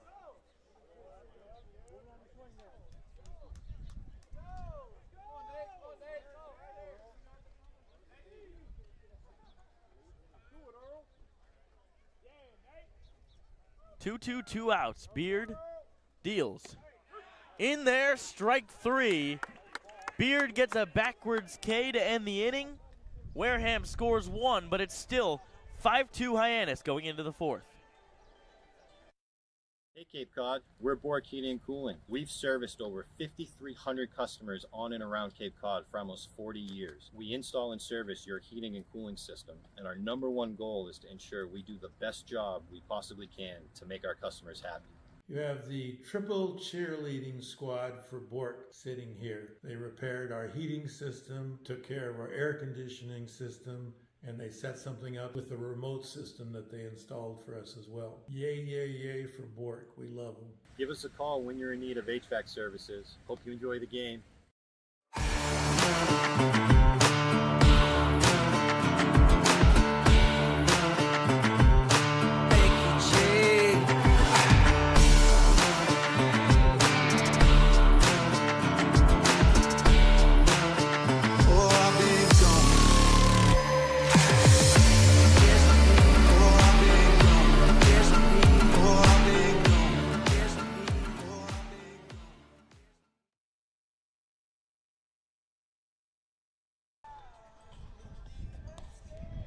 Welcome back to Spillane Field. Let's give you an update on the standings coming into this game.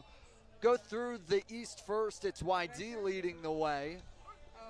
Chatham's right behind him, along with Harwich, Brewster, and then the 1-6 Firebirds find themselves in the bottom of the East. And now the West. These two teams in Hyannis and Wareham are in control here, with the winner of this one, as Matt Coates beautifully put, having an opportunity to take control.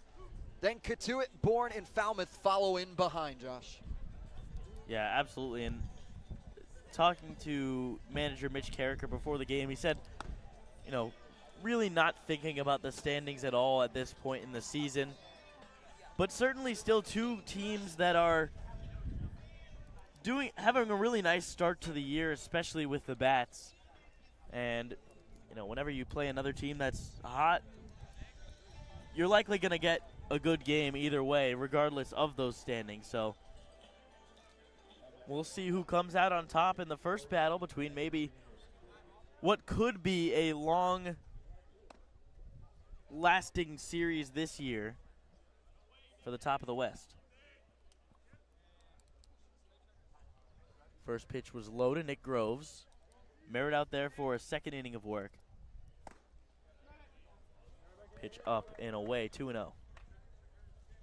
And everyone's getting their fair share of looks today in the batter's box with how everyone's been hitting the ball.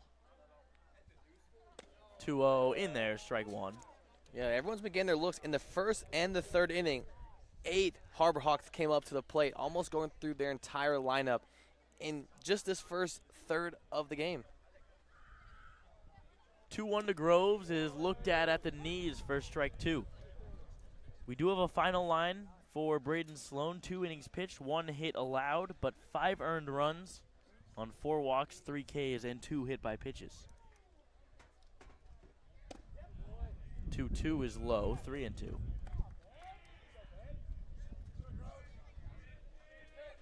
Big full count here for Groves. Could be the table setter here for Harbor Hawks to try and squeeze back one. Full count, looked at, strike 3. Out number 1 in the inning is a backwards K.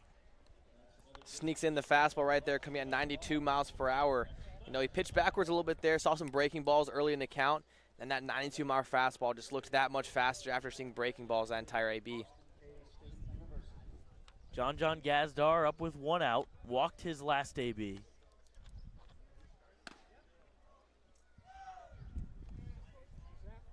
First pitch is inside, giving him a little bit of a brush back. The 1-0 is a broken bat ground ball down the left side, but foul. And John Gazdar will go retrieve some new lumber. That didn't even take any bit of time.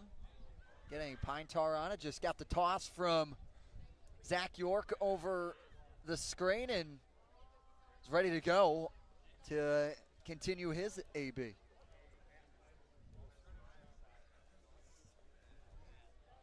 One way up and away. Merritt yanked the fastball.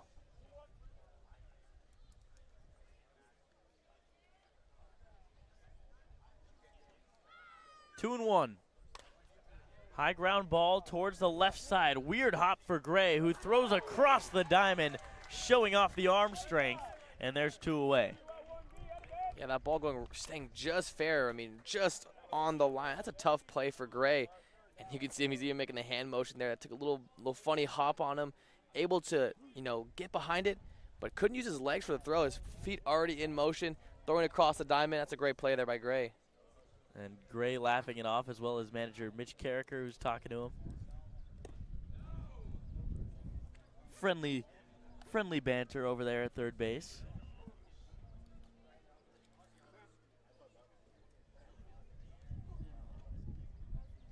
(1-0) to Wallace Clark. Up and in.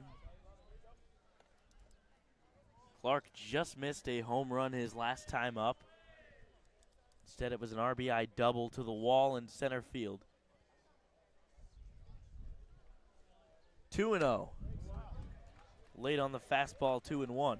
And for Clark, he's come around to score. Each of his past plate appearances got hit by pitch in the first, and then in the third had that massive double you were talking about, Josh. 2-1, swing and a miss again late on the fastball, 2-2. Yeah, 2 big swings, got it done from the right side. This will be his first plate appearance where he's swinging from the left. The right-handed pitcher on the mound. 2 balls, 2 strikes, 2 outs. Pitch to Clark is low. You talk about the sheer athleticism you need to have to switch in the same game. Because you have to change your entire approach from what worked the first 2, now here to switch it all up. 3-2 is in there, strike 3. Wallace Clark goes down looking, and an impressive inning for the guy out of St. John's, Merritt, and we go to the top of the 4th inning. This will be your college. This will be your home. This is where you will join a community that supports you, cares about you, pushes you, cheers you on, challenges you, inspires you, helps you reach your dreams. Open your eyes to opportunity and your mind to possibility. Your future begins here. Make a difference. Leave your mark. Break the mold.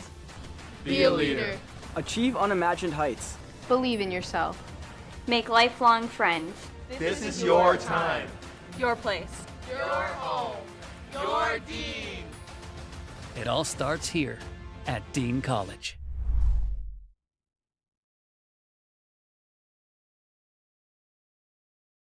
Hello there, Cape Cod. We're Bork Heating and Cooling. We've been around for 38 years and counting and have served over 5,300 customers. We specialize in the installation and service of your HVAC systems. Our favorite part of the job is making sure our customer is 100% satisfied. We've been using Bork Heating and Cooling for over 20 years now. They've installed our furnace, our central air conditioning, and our hot water heater. Their service department is great, and I'd highly recommend this company to anyone. We hope to hear from you. Give us a call anytime. Go Harbor Hawks! Bottom of the 4th inning, Hyannis Harbor Hawks leading 5-2. Trey Beard out for another inning with the bottom of the order up right now. And a defensive change as well. Kane Kepley's going to be pulled out of this game. Mason White now finds himself in right field for the Harbor Hawks. Pitch up and away. Hope everything's all right with Kane. And that just shows the versatility of these guys. We have so many infielders. We have so many infielders that we're throwing our infielders out in right field. Mason White going to show some versatility and athletic ability out there in right field. Last pitch from Beard was called a ball, so it's 3-0. And they want to fit this guy into the lineup any way they can. Jacob Gerald takes a strike. Now, Cole Vellis made an interesting call before the game. He said, and Cole Vellis, one of the directors of baseball operations, he predicted Mason White would hit a home run off the bench. So he's got the off the bench part right at least, and Anthony Silva throws over to first on the routine ground ball for out number 1. Yeah, Anthony Silva today at the hot corner has looked so smooth with how he's defensively covering the ball, especially at a little bit of a weirder park with the foul line going right up against that third base and down the infield grass to dirt. He's made everything look just so clean. So it's the left-hander, Johan Desereau. Pitch in there for a strike. Time a curveball from Beard.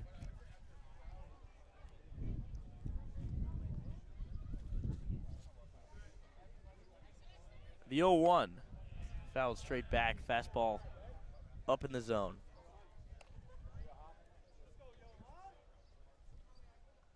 Desereau struck out swinging to Beard back in the second. Hard ground ball through the right side and past the diving Eric Snow. So a 2-strike hit for Desereau as the ball gets away from Snow, who was also the cutoff man on that play. But Trey Beard is right there. Even in right field, White getting some ground balls over there. We know we saw him get put to work over that shortstop yesterday in his first outing in McKeon Park, getting a little ground ball work out there in right field. Actually, I just want to correct us right now. Parker Brocious came out of the game as that one hit the other way by Eli Putnam. Base hit into right field, and now runners on first and second with one out for the 9-hitter Colby Turner. But just to finish that idea, Kane Kepley just moved from right field to left field. Parker Brocious is out of the game, and Mason White is in.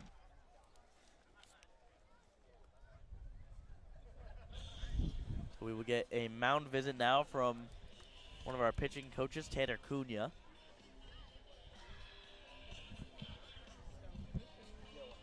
Right now, if you're Trey Beard, Nico, you've got the bottom of the order. What do you think Cunha is letting him know right now? You know, he's letting, I mean, so far, we haven't seen too many coaches let their pitchers go through the lineup 3 times. And he's letting them know, hey, go right after these guys, you know. Or he could be telling them, hey, this is your inning. Or, hey, lock in right here. Get him a couple of base hits. But, I mean, you got Turner strike out in his last plate appearance back in the second. And you have a guy who's had a couple good ABs against him in Brendan Summerhill. You know, may understand, hey, this is how we're going to attack this guy. This is what we're going to do. You know, you got a great defense. Let him work. But go right after this guy, and this is what the scouting report says. Let's attack him this way. Yeah, give him a little bit of the scouting report there, Nico, if he can, with also a little bit of a settle down here, understanding that don't need to worry about Desereau over at first.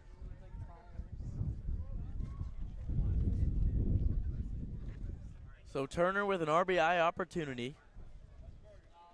First pitch to him is popped up straight back. Garza may have a chance on it. He does not. The ball into the bleachers for strike one.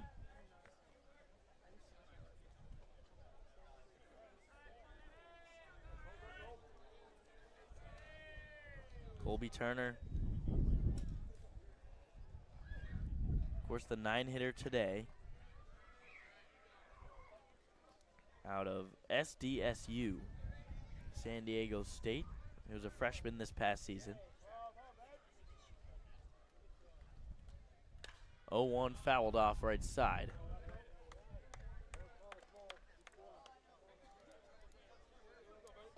This summer, Turner has not found his groove yet, just 2 for 14, but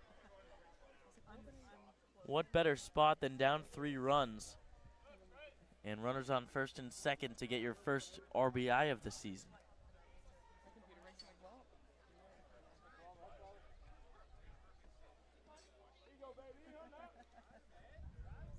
Oh, 2 foul ball out of play. Yeah, ever since the mound meeting, Trey Beard going right after the hitter and Turner. 0-2 attacking him. Looks to be working in and out of the zone so far. Working the inner half and then backing off, working away.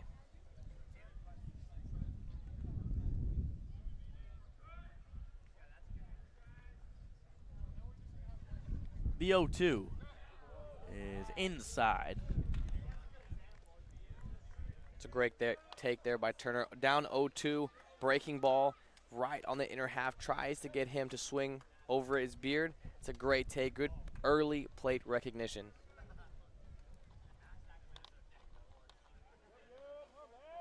One ball, 2 strikes, 1 out. Beard to Turner. Foul straight back, up the eyes.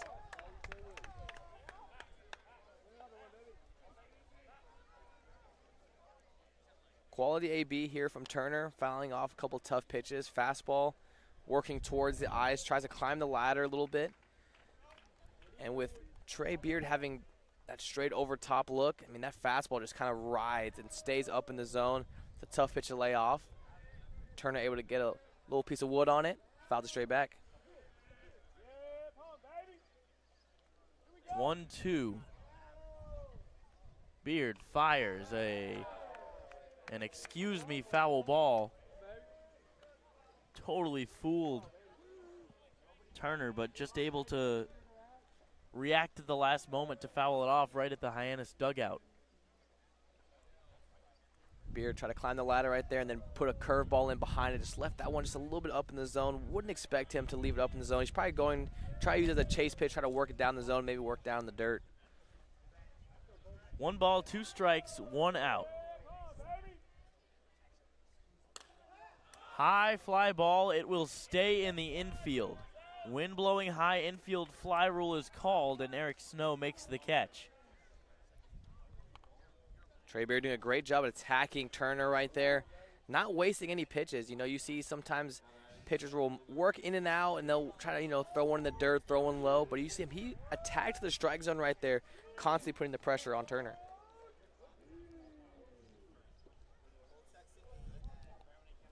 So back to the top of the order brings up Brendan Summerhill, who has hit the ball hard all day long today.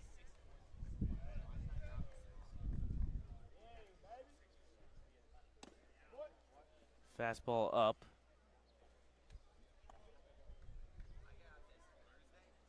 Here for Beard, just trying to find himself, get that final out, what you would appear to be his last inning of work, going 4 innings, which would be so stellar for this pitching staff.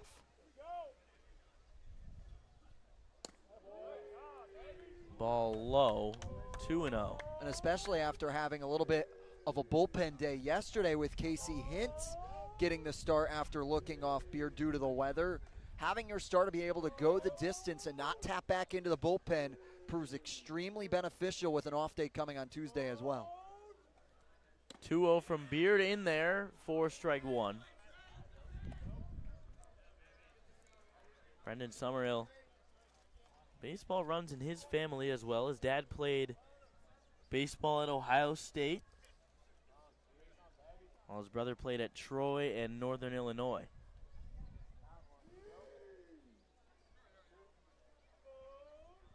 Two-one, low, 3-1. And Beard's not trying to give Summerhill anything, flirting around the strike zone, working the edge away from the lefty.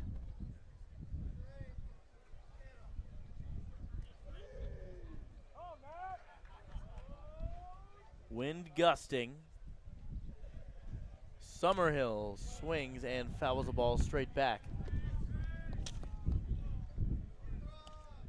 Overcast weather here at Blaine Field. You can hear the wind, I mean, howling so far.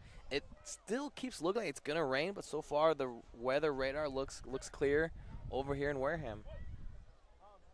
Full count, 2 outs. Runners on first and second will be moving on the pitch.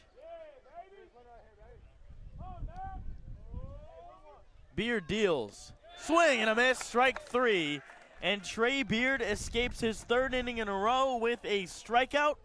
Hyannis still has a 5-2 lead going into the 5th inning here on the Hyannis Harbor Hawks Baseball Network. This will be your college. This will be your home. This is where you will join a community that supports you, cares about you, pushes you, cheers you on, challenges you, inspires you, helps you reach your dreams. Open your eyes to opportunity and your mind to possibility. Your future begins here. Make a difference. Leave your mark. Break the mold. Be a leader. Achieve unimagined heights. Believe in yourself. Make lifelong friends. This is your time. Your place. Your home. Your Dean. It all starts here at Dean College.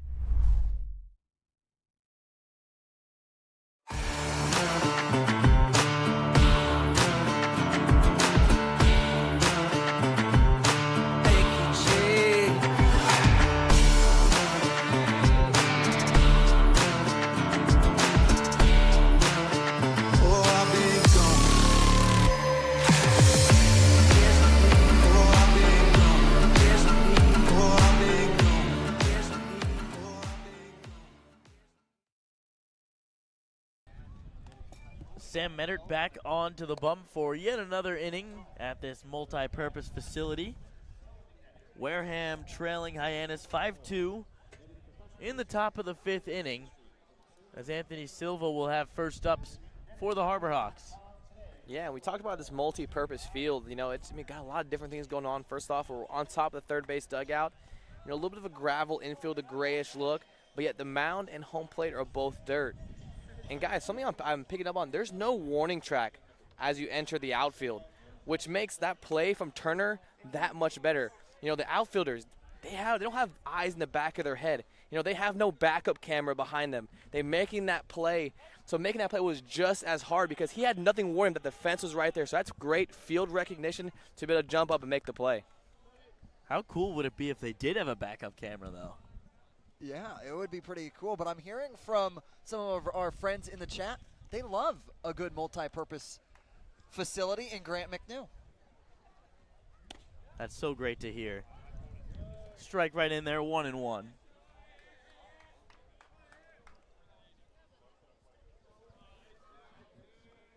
Yeah, be sure to leave comments in the chat. We do read them. We do see them. So, you know, be sure to interact with us. We'd love to see comments.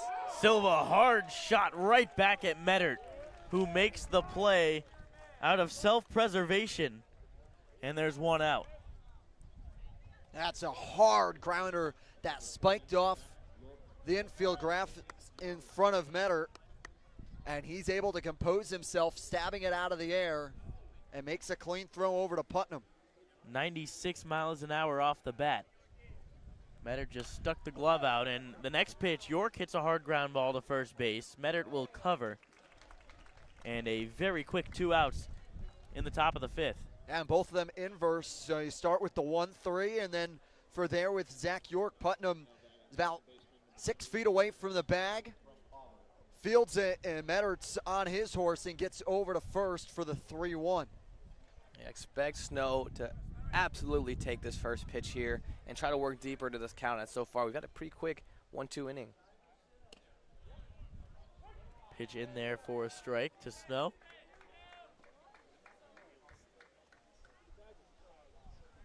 Medert looking really sharp this inning and all day long. Snow, big hack and a miss.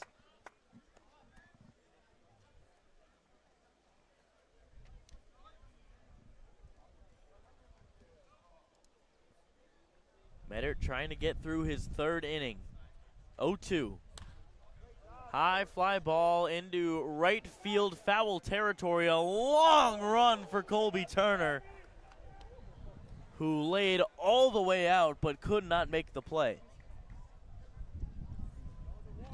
What a play from Colby Turner. He went full Superman. He was going to time that up perfectly. It just drops maybe a foot in front of him. That sneaks behind him. What a play and what a look there on that opportunity. Yeah, that would have been an incredible play. The amount of ground he just covered, the speed from Turner to cover that much ground and almost make that play. I mean, off the bat, you thought, that ball looked foul. I mean, don't even think anything else of it. Turner able to make a play right there with his speed. Now Snow hits a ball out to right field. Turner another chance, and he won't be able to reach it as it drops right at his feet for a 2-out single. And Eric Snow using the wind to his advantage there and pushed it out a little bit further into shallow right. That drops in front of Turner as he couldn't come running in top of it. And now Manny Garza, who had a single back in the third, comes back up with trying to work some two-out magic for the Harbor Hawks. Garza hits a high fly ball right at us. We're going to have a chance at it. And no, it drops right in the field of play. And a foul out to the third baseman, Murph Gray. So we thought we had a chance. Jacob Iron's headset came off. But you know whose headset is on? Josie Broyles, who has more. Yeah, I was able to talk to Parker Brocious before this, who was actually first to bat today and made the first run of today's game. But after hitting a really impressive homer in the beginning of last night's game, I asked him about mentally preparing for the at-bat moment, especially going up against a team who's been really, really good this season so far. And he kept it simple, but said that he trusts his teammates and he has trust in the pitchers, and he knows that if he stays in the same routine that he's been doing, he'll be able to do okay. He obviously proved that in the first inning today, and he actually also gave a shout out to Trey Beard, who was really well today, and he said that he was confident in his game and that he trusted he was doing, and he was going to do a good job on the mound, and it's really showed out today. Thanks, guys. Thank you so much, Josie. Parker Brocious came out of today's game, but certainly put on a show yesterday with that line shot home run. So hopefully we'll see him back in the lineup again tomorrow or soon enough, as Nick McKay is on here in the fifth inning to replace Trey Beard. Yeah, the senior from Kentucky, 6-footer. Now we've got a right-hander up on the mound. Fastball, slider, curve, change. Mostly you're going to see a fastball, curve, and change from him. Doesn't throw the slider as much, but will show it as the game goes along. Fastball, his fastball has so much arm side run when throwing it to a lefty. He loves to throw that pitch away, keep it away from the hands. Curveball, this is going to be his main breaking ball, true 12-6 break, and he loves to throw it when behind the counts, loves to sneak it behind when a hitter may be looking fastball. Changeup, keeps it very low in the zone, has a good depth to it, works really hard down, and keeps it away to a lefty once again. So McKay, who started his first appearance, will come in relief here in the fifth inning. You wonder if maybe part of this strategy was McKay, typical of being a starter, as Bozer gets the bunt down foul. There you see the infield dirt on the what would typically be the foul line is foul here. So if you want to get a bunt down on the left side, it's got to be in the grass. And that proves extremely beneficial because it's got to get hung up in the grass. There's no little bit of dirt that can run on it so it can have a flat surface. If you're going to put a bunt, it's got to go into the grass and can get hung up there and get some good placement. Bozer off the end of the bat, hits it the other way to Snow, who fields and fires over to first for out number one.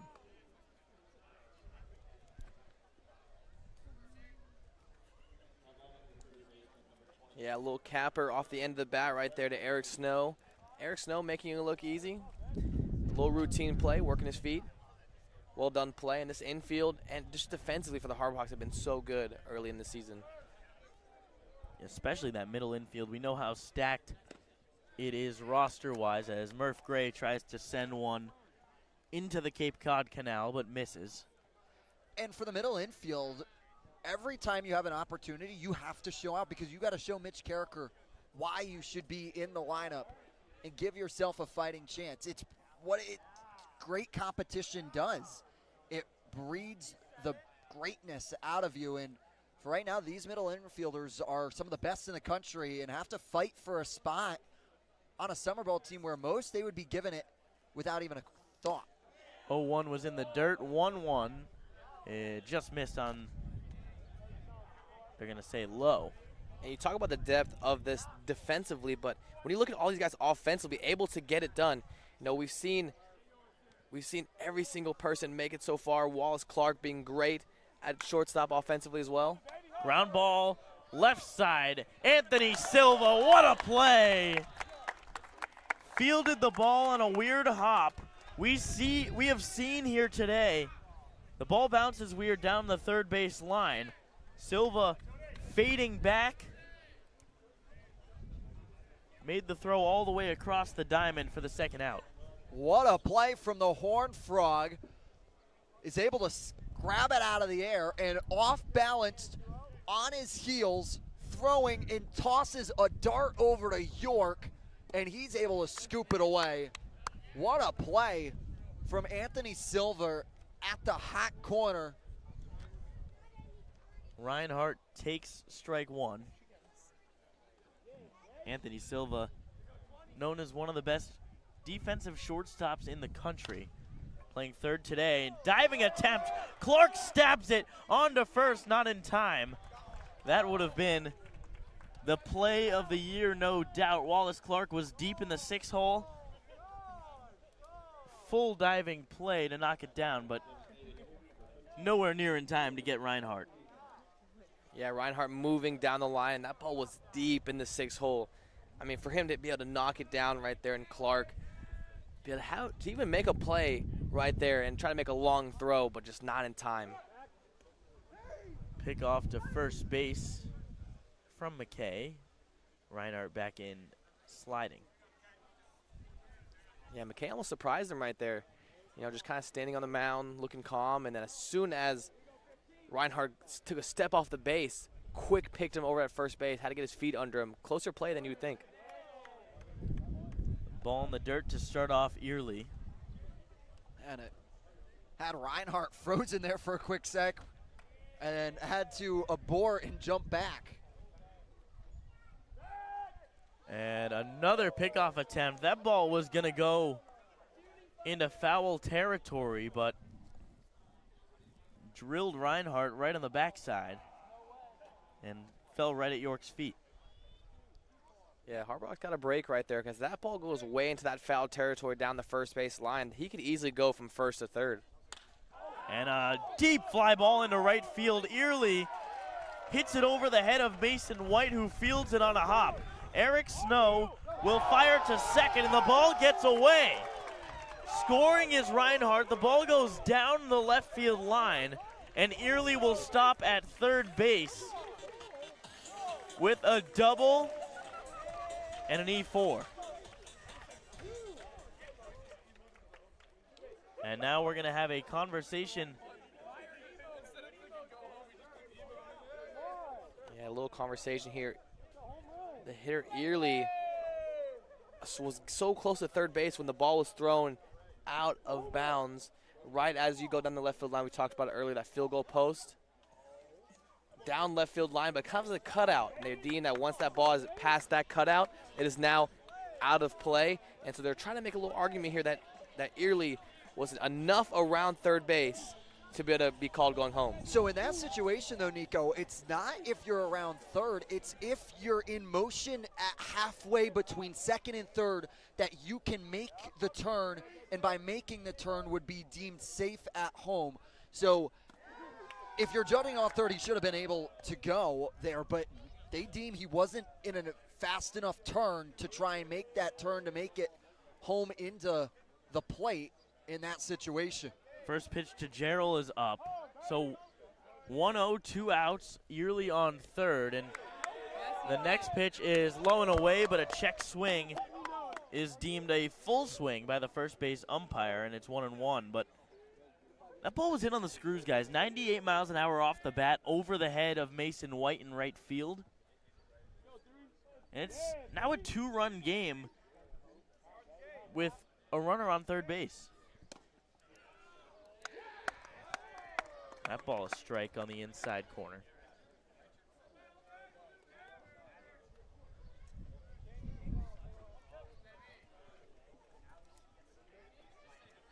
One and two, 2 outs, Early off third. McKay deals in the dirt, gets away from Garza. Early will score easily. And we've got ourselves a 1-run ball game here at Spillane Field. Just like that, it is a turn of the tides for the Gatemen. And it's just too unforced. It's the throwing error by Snow that brings in Reinhardt, and then it's the pass ball from Garza that gets away from him to bring in Early. The Wareham dugout having some fun right now. 2-2, up and into Gerald. And that's just a great dirt ball read as well by Early. And you're taught, if that ball gets by the catcher and you see the back of his jersey, you see the numbers on his back, then you make an attempt home. And that's exactly what he does right there. Makes a great jump, able to score to make it a one-run game. 3-2, 2 outs. Nick McKay from the windup. Swing and a miss, strike 3. And Nick McKay escapes with the lead, but Wareham makes this one a much closer ball game. It's 5-4 Hyannis going into the 6th inning.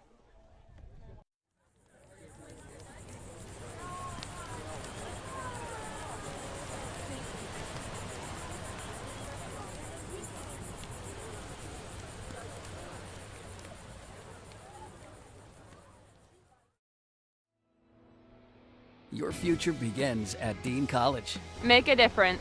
Leave your mark. Break the mold. Be a leader. Achieve unimagined heights. Believe in yourself. Make lifelong friends. This is your time. Your place. Your home. Your Dean. It all starts here at Dean College.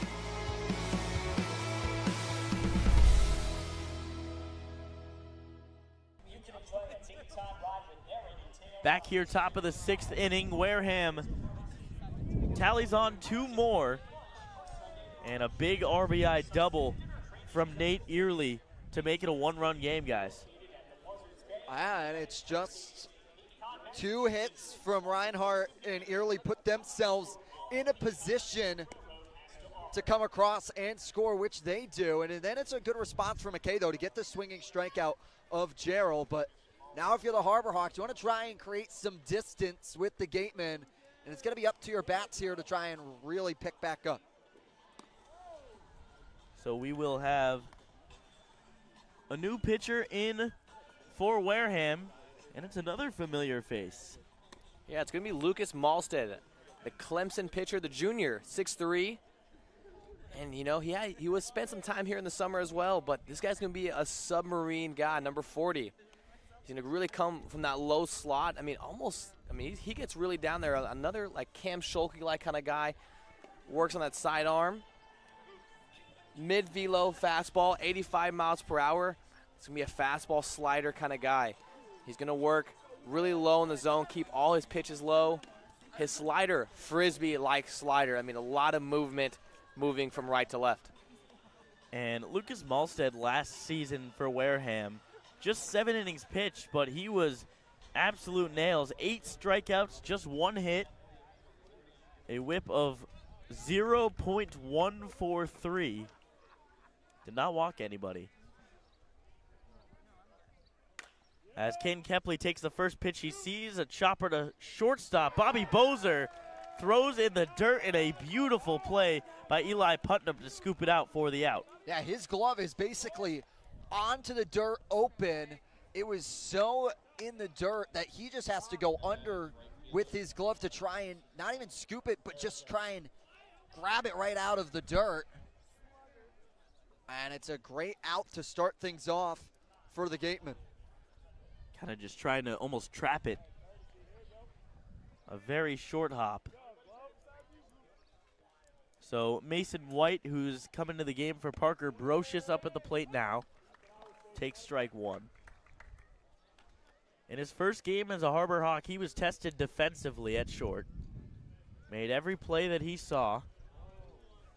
Ball low, and also hit an RBI triple down the right field line.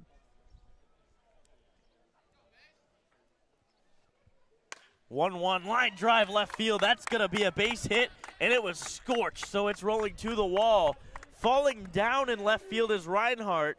Mason White will make the turnaround second, but stop right there. It's a 1-out double for Mason White. It's a great piece of hitting from the Wildcat that saw his first hit of the summer go into the right field corner. This one, his second, goes to the left field corner. It was a well-struck ball that just got poked in to left and just kept running and trickled all the way up to the T-Mobile sign about 3 feet away from the foul pole. And on that little lip, Reinhardt got tripped up and allowed White to go grab a second. Nick Groves at the plate. Takes first pitch for a strike. Groves trying to pick up another RBI on the season. Runner in scoring position at second base. 0-1, 1 out. A strike at the knees.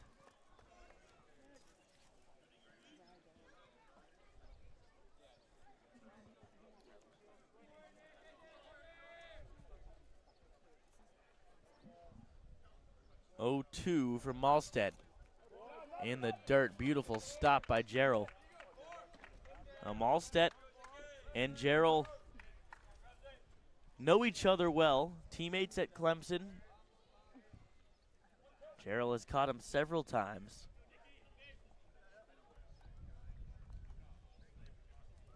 Clemson had themselves a nice little run in the baseball tournament this season.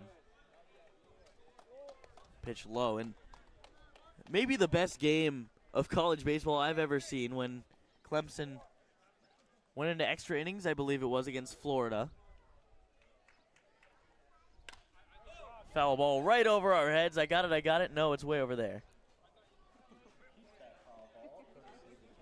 And you talk about weird fields with no warning track. The Clemson field has a hill up to that wall. So like we have here at Spillane Field where there is no warning track, that Clemson Tiger Stadium is a little bit of a doozy for outfielders because you have to go climbing and you can't really tell.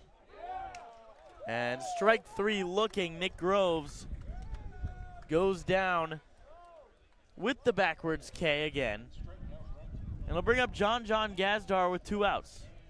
And that is just a beautiful pitch by Malstead.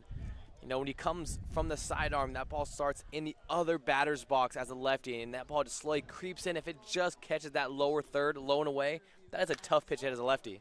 High fly ball into deep left center field. Gazdar, did he get it? It is off the wall. It gets trapped at the bottom of the wall, but Wareham fires it in. It is an RBI double for John Gazdar. It's 6-4 Hawks. John Gazdar, stay hot, good sir. Just when you think he can't find a way to contribute to the game, he launches himself into a double that sneaks one down in behind Reinhardt in left center field. And Gazdar continues to impress all. And that fooled me. It had a weird bounce where it hit the bottom of the wall and just stuck there. So I thought it had gone over. As Wallace Clark takes strike 1. Gazdar extends the Hyannis lead to 2. And just a great piece of hitting from the Harbor Hawks. You know, we talk about whenever the Hyannis offense is able to score runs for the pitching to get it done behind, but Wareham putting 2 in that bottom half of the inning, it was so important for the Hyannis offense now to pick up the pitching and score a run on their top half of the inning. So Malstead this season for Wareham in just 2/3 of an inning has already given up more earned runs than he did all of last year. Now given he didn't give up any last year, so that was going to happen pretty quickly, but as Wallace Clark takes ball 3, it's 3-1.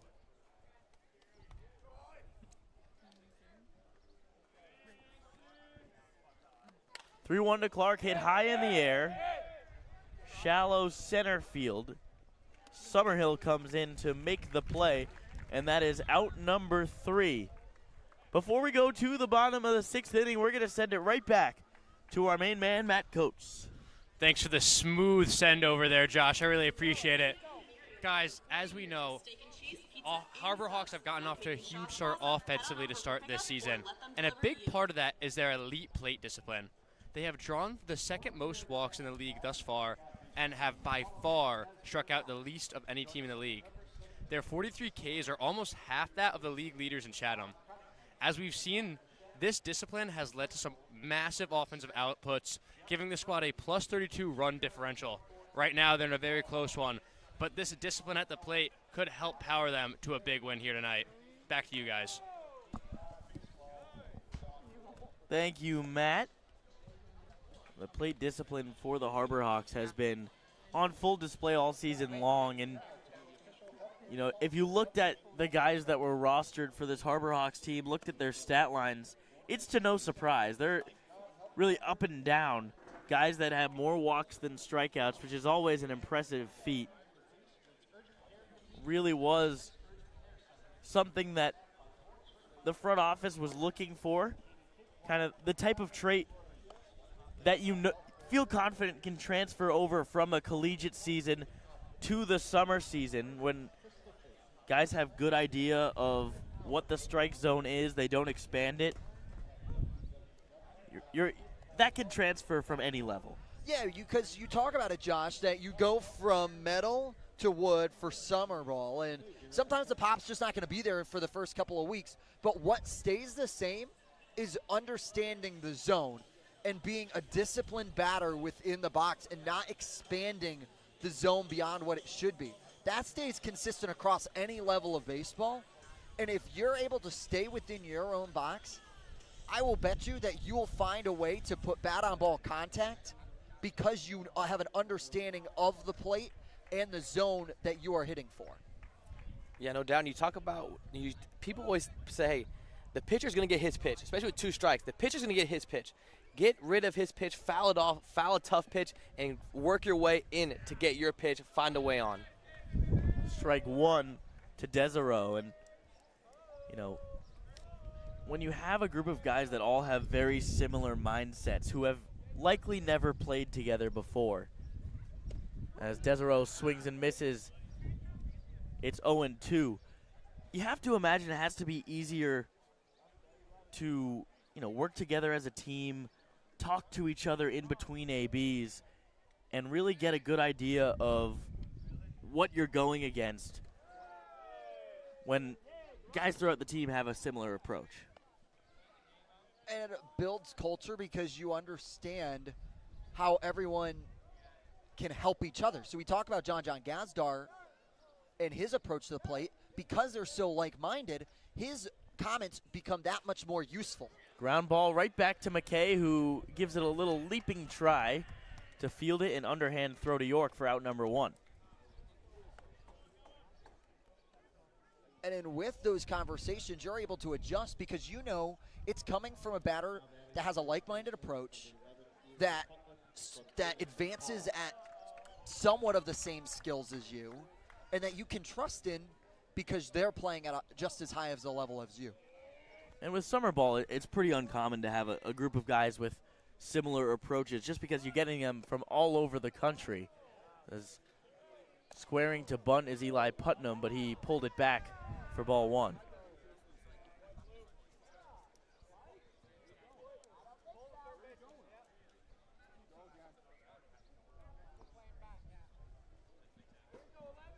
One-0 to Putnam.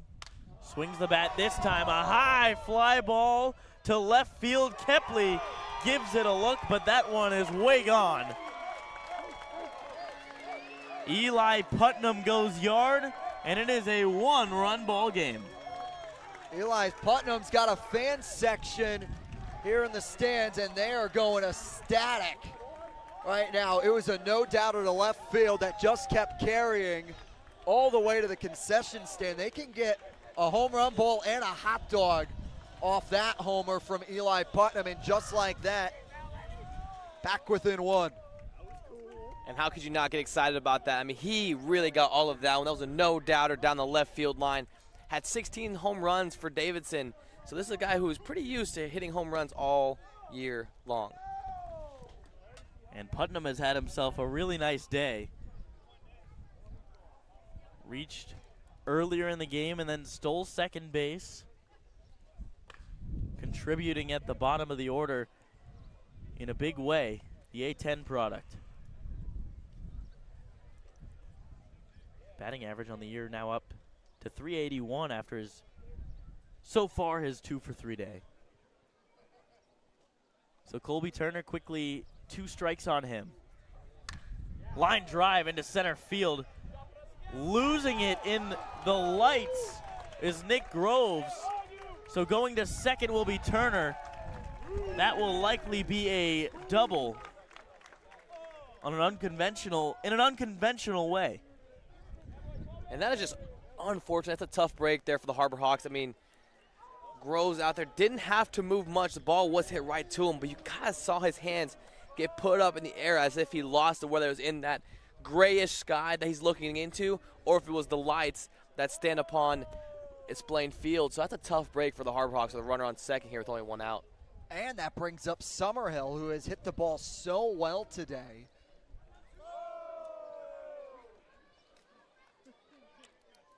So a quick mound visit from Manny Garza. No coaching staff there. Oh, okay. We cannot tell if there's any action in the bullpen just because it is behind the right field wall that's covered with a green awning. First pitch to Summerhill is a strike. And both offenses doing a great job of answering the call whenever their pitching staff gives up a run.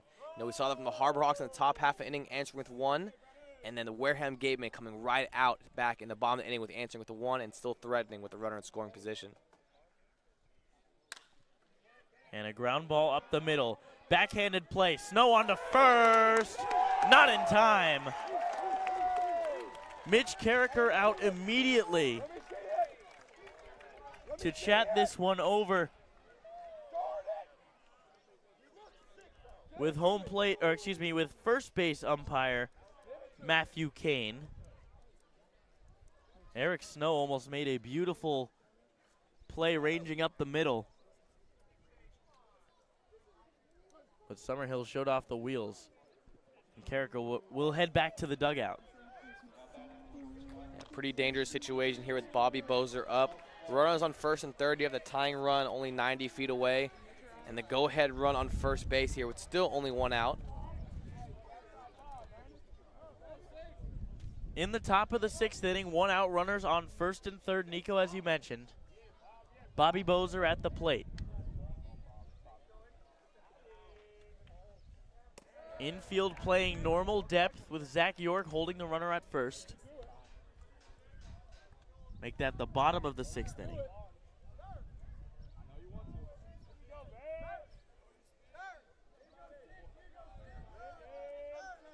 One 0 to Bozer.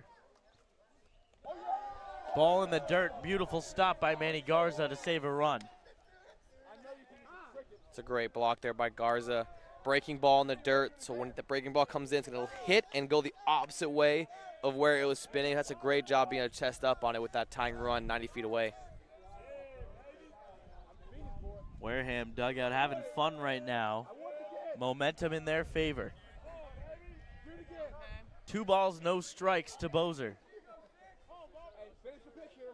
McKay looks straight ahead, then deals. Ball in the dirt, 3-0.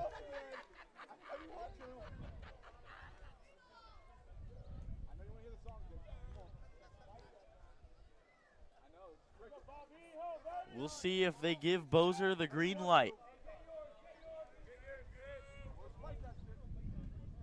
The pitch from Nick McKay is in there for the strike, 3-1. A very active take there by Bobby Bozer. Probably could have a red light right there, but getting his timing in, working hips, getting his timing down, not just taking the pitch to take it, making an active take, getting something out of it. Now the 3-1. Swing and a miss, strike 2. McKay blew the fastball by him. For McKay here, good battle back to put himself in a 3-2 count. Gateman batting 174 when the count is full. Center fielder Summerhill on first base, 3-2, 1 out. Not looking to steal though, small lead over there at first base. The 3-2 pitch up and in, some chin music, but Bobby Bozer will take it. He works the walk and the bases are juiced for the third baseman, Murph Gray.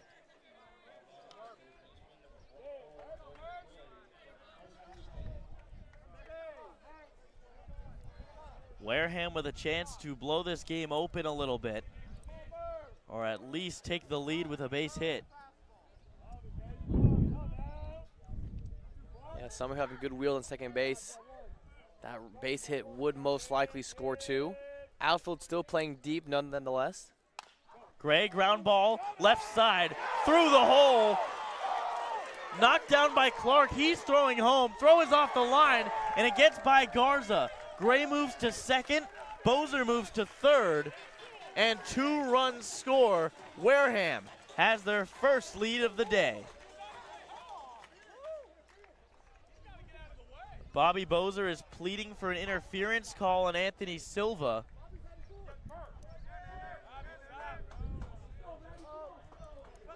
Bozer saying that Silva was in the base path.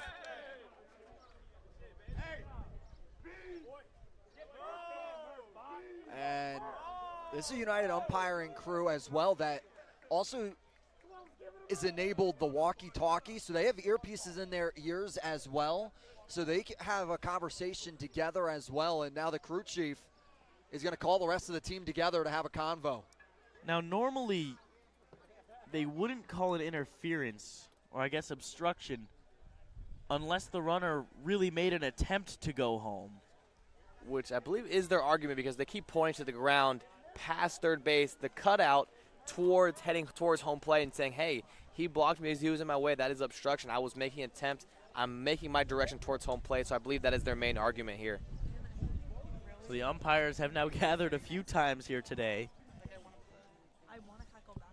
Let's see what they decide. Yeah, going to be an interesting call here. You know, it is the third base umpire's call, and it's tough to see if the field umpire or the home plate umpire were paying attention right there, keeping an eye over here when there was so much going on in that play. There was a play at the plate. And they will say that Bozer will stay at third base. Yeah, it's a tough play. With the play at home plate umpire is obviously looking at home plate. Field umpire at second base, watching second base. So it's hard to overturn that call, as that is ultimately the third base umpire's decision. And that's sometimes the difference between 3 and 4 right there, Nico, in your umpiring crew. Because of 3, you're moving in a circular motion on top of the play happening. So it's one of those tough calls that you can't really overturn unless you have a great look. Ball in the dirt, scooped out by Manny Garza. Infield is playing in. Wareham has taken the lead. They are up 7-6 with runners on second and third and only 1 out. Jace Reinhardt at the plate. 1-0 count from McKay. Ball outside. 2-0. And McKay laboring here, just trying to find the zone. He's flirting with it. Just haven't been able to find the corner he's looking for.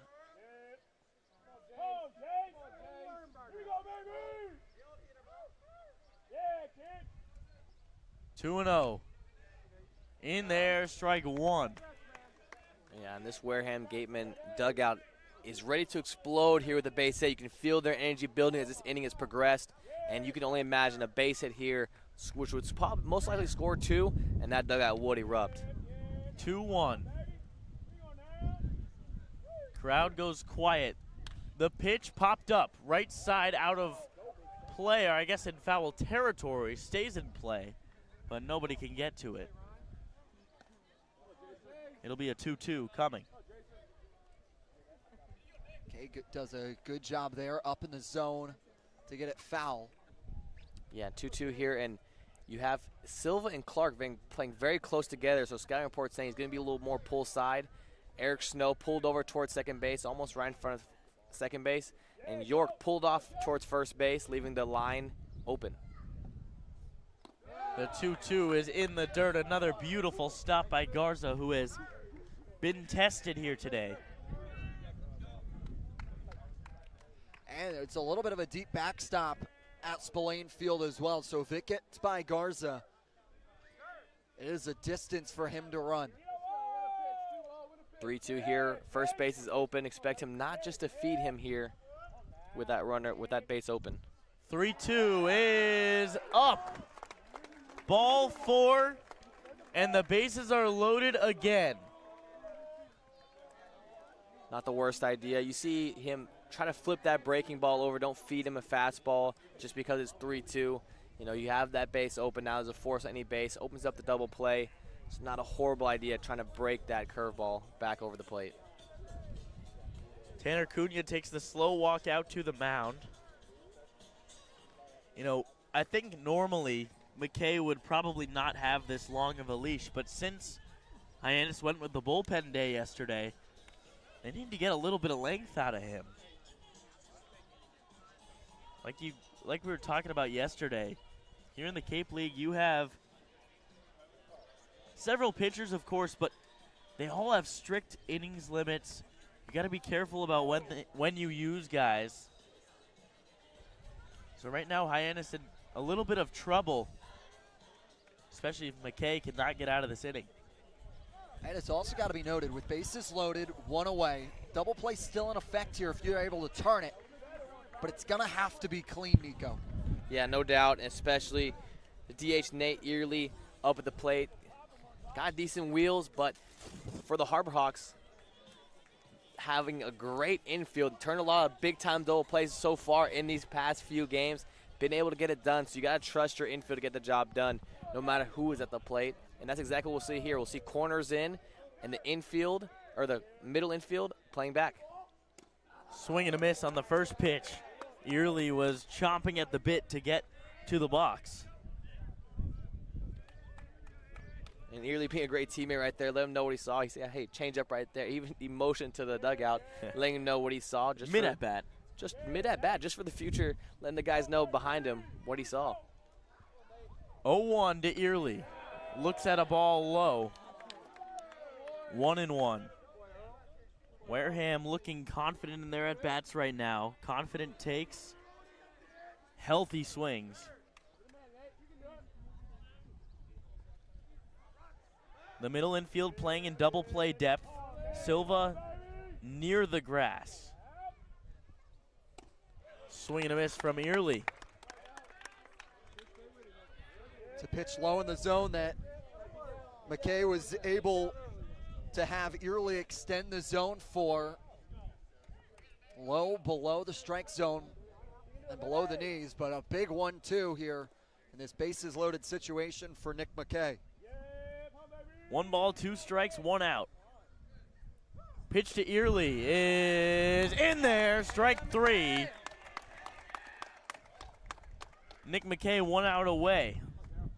And that is just a big-time pitch right there. Showed the slider earlier in the count, and then put that fastball right in on the hands, giving no time for Early to be able to pull the trigger. So that will do it. Nick McKay's night ends, and Mitch Carricker will go to the bullpen to get the final out here in the 6th inning. Hyannis has lost the lead. They now trail 7-6 to Wareham.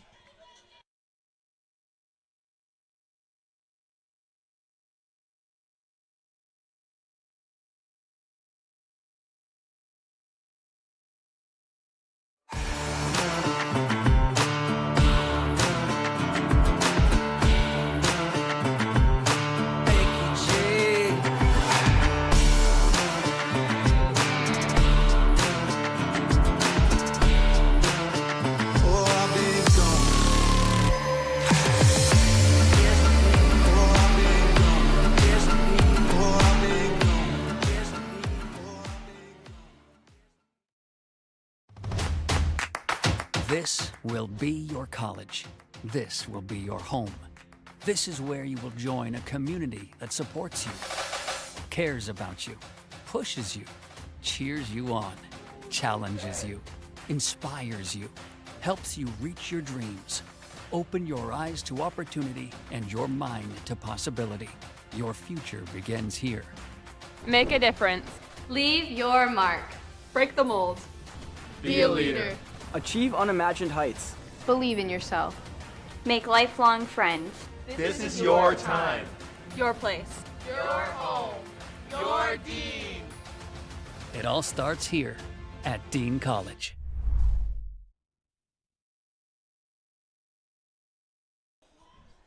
Back at Spillane Field, the right-hander Cade Brown into the game to try to get out of the 6th inning. Yeah, the redshirt freshman from Sacramento State. 6'6", big, tall frame, and he uses this to his advantage. He stands straight up tall, doesn't get low in his delivery, stays up top, going to reach down, use that long delivery. Pretty short pitching stance, but he's going to be a fastball, slider, splitter guy. That'll be his third pitch. His fastball is firm, and this another guy who comes straight over the top. And then he's going to use that splitter right in behind it. Great downward action on that splitter. Going to have a little bit of a nice late break. So it's going to work really well off that fastball to tunnel off each other. Cade Brown pitched last at Bourne. He had a little bit of trouble with the command, walking a few, but overall a decent outing. Yeah, Cade Brown went 1 2/3, gave up 2 hits. 3 runs came across, only 2 were earned though, walked 1. Struck out 4 though. And he comes in here looking to try and silence the Spillane Field crowd here. And what is a huge turning point in this contest. 2 runs came across. Here, 3 runs, have come across in this half inning. And Gatemen have taken the lead. And on top of all of the close back and forth of the game, this game decides who takes first in the West. Yeah, and of course early in the season, but you know, it is a season series type thing where every win matters. If you win the season series, you will have, as this one lined into left field but right at Kane Kepley. I was going to say you'll have an advantage in any sort of tiebreaker, but Wareham does get 3. They lead 7-6 going into the top of the 7th inning. Your future begins at Dean College. Make a difference. Leave your mark. Break the mold. Be a leader. Achieve unimagined heights. Believe in yourself. Make lifelong friends. This is your time. Your place. Your home. Your Dean. It all starts here at Dean College.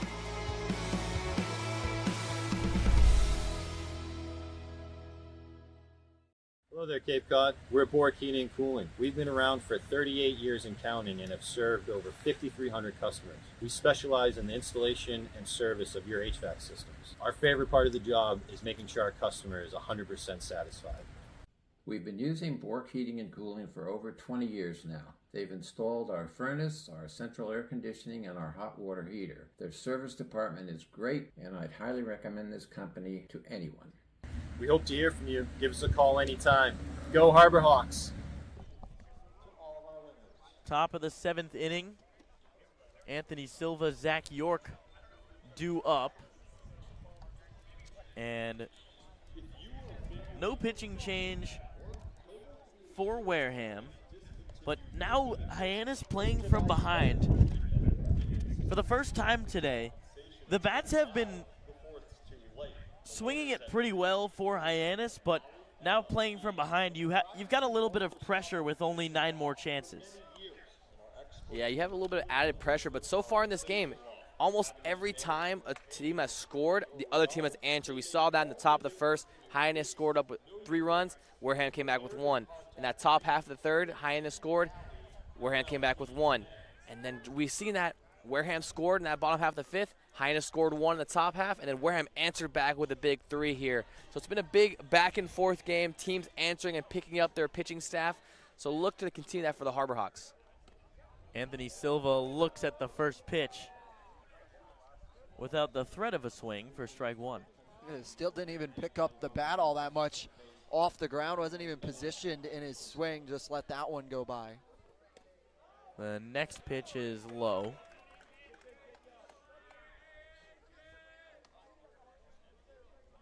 Again, a slider. 1-1. Catches the bottom of the zone, strike 2.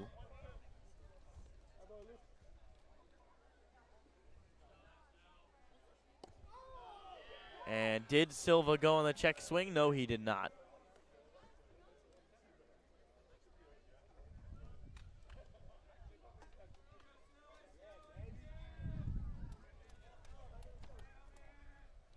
Two and two. Silva, ground ball right side. Diving play by Putnam. Underhand throw to the pitcher covering.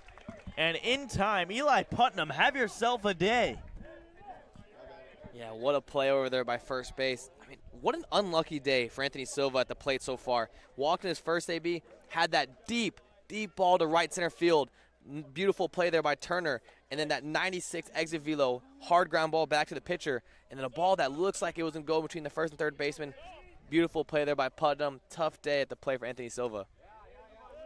Zach York looks at the first pitch, bottom of the zone for strike one.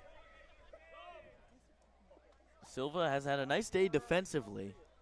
Just offensively, bounces not going his way. Ball outside 1-1. Malstead still working for the Gatemen. And the side armor deals outside 2-1.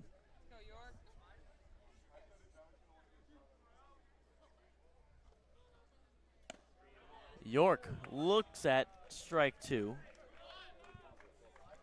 Yeah, and if Malstead's able to keep it low and away like that to a lefty, I mean, that pitch is going to be untouchable. I mean, that ball is just staying low. I mean, just hovering down that sidearm movement. And York did not go on the check swing. Appeal down to third base. Marvick Gomez says no, he did not. 3-2. The pitch from Malstead, a slow ground ball right back to him. He'll hustle over to first base. Underhand toss from 3 feet away, and Putnam makes the catch for out number 2.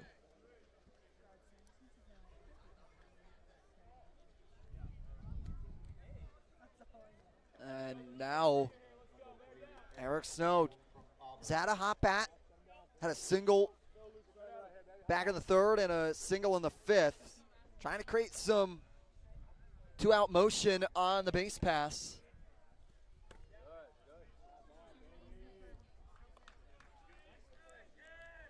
Yeah, and Snow so far being able to get it done, using his hands and working hard pull side, having really good ABs. 1-0 is low, 2-0.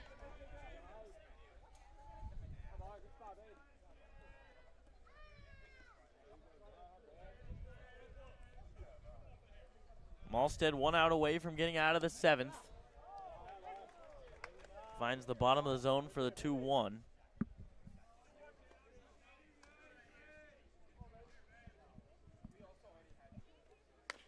Snow ground ball right back to Malstead, who is involved in all 3 outs of the 7th inning.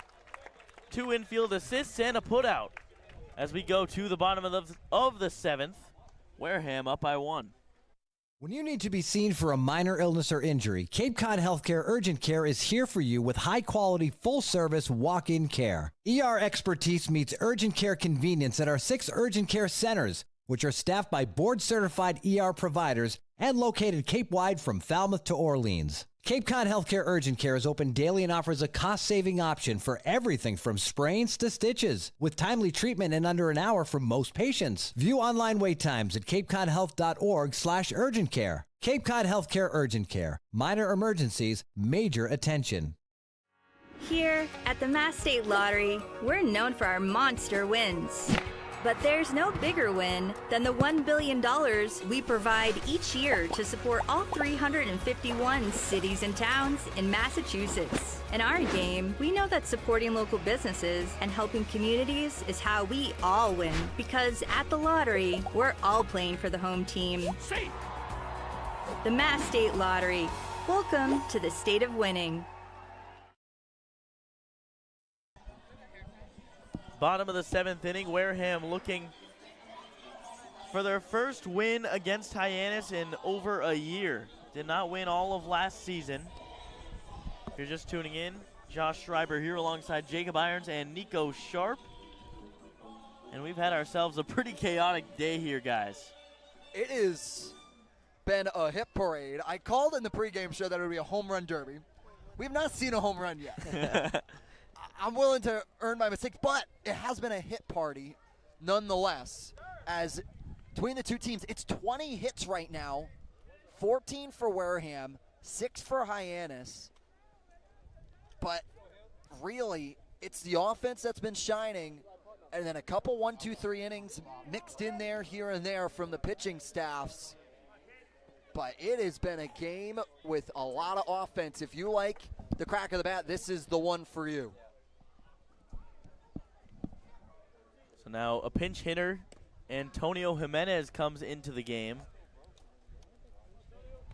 He will replace Johan Desiro. Antonio Hyannis out of Miami. First pitch was a ball, second pitch as well, as Hyannis squares to bunt and pulls it back. Yeah, Hyannis 9th in the Cape Cod Baseball League right now with a .533 slugging. He's got some wheels on him as well.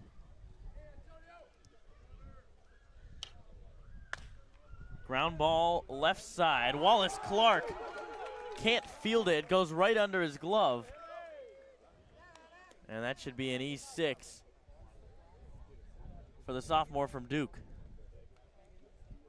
Yeah, rare mistake right there, and it could be part of the gravel playing a factor because that ball never came off the ground. It rolled, slipped right under the glove of Clark, and just got by him. And we talked about it with this big outfield.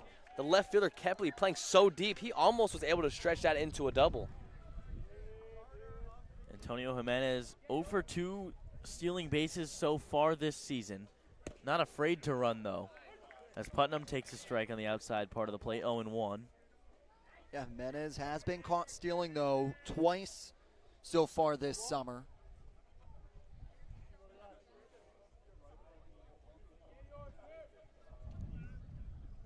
No balls, 1 strike. Cade Brown waits and throws over to first base. York grabs it.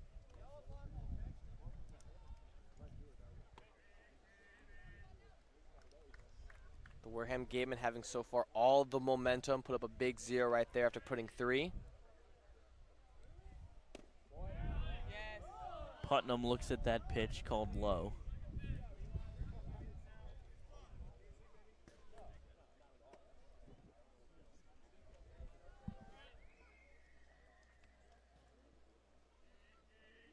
One from Brown. High fly ball again, deep to center field. Going back, Groves, he'll give it a look, and Eli Putnam has himself a 2-homer game. Putnam pointing to all his family that's in attendance here tonight. He's got a smile on his face. It's a 2-home run night. It's something about having the family in attendance that can really turn it on. And for Putnam, it's a big assurance for this Gatemen team. And he's hit 2 no-doubters, too. The first one he pulled down the left field line. That one practically dead center. Groves in center field. Took a couple steps out in center field. Almost was some courteous steps and just ended up walking. And that ball was long gone to center field. Putnam has hit every single stitch off the baseball today. 410 feet and 5 inches for Eli Putnam. That is good in most major league stadiums. And for him to be able to do that going dead center, I mean, you see that kind of power on pull side. You just get all of it. It's that torque going down to your pull side. But he was able to do that using his hands, working straight up the middle. And it went right through the goalposts here at the multi-purpose facility.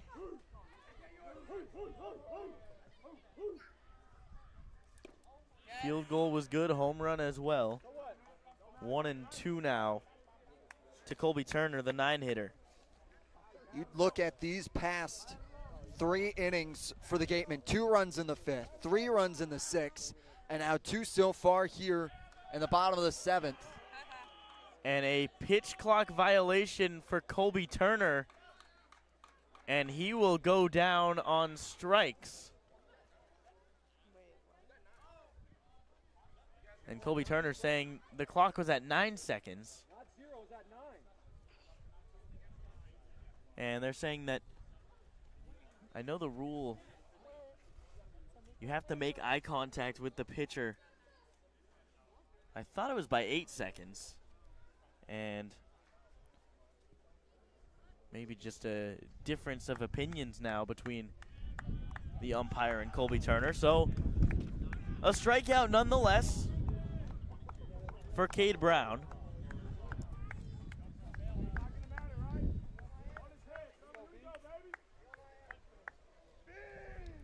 As Brendan Summerhill comes to the plate with one out.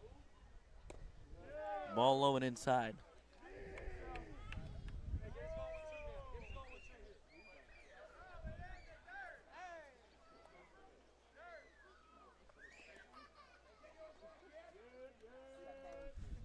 One out. Hard ground ball right side again. Eric Snow gets the long hop. And sidearm throws it to first base for out number 2. And once again, it's Eric Snow squaring his body around the ball to give himself a little bit of backing, and was able to knock it down again and send a throw over to York at first for the second out. So back to Bobby Bozer.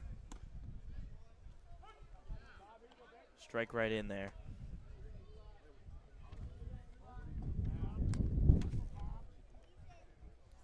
Bozer was in sort of a controversial play over at third base as he grounds this one to the hole. Wallace Clark, long throw to first, not in time. Wallace Clark tried to make a jump throw from the 6 hole. Couldn't get enough on it though, and Bobby Bozer beats it out for a hit. But Bozer involved in a little bit of a controversial play at third base when I believe it was Nate Early hit a double into right field. No, sorry, it's Murph Gray. And Bozer was arguing for interference at third base, but it wasn't called. Gray takes the first pitch for a ball.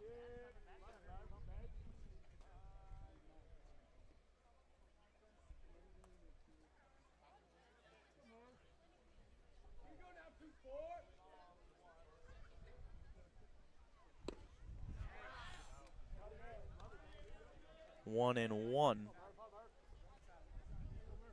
to Gray.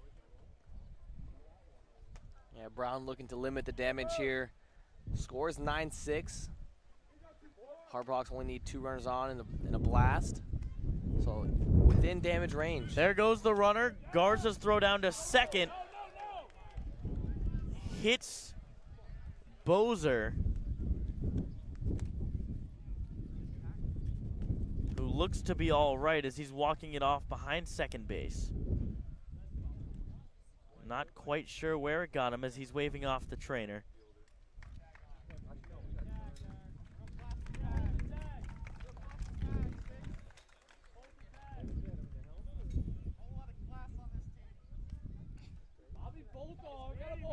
So Bozer picks up the stolen base.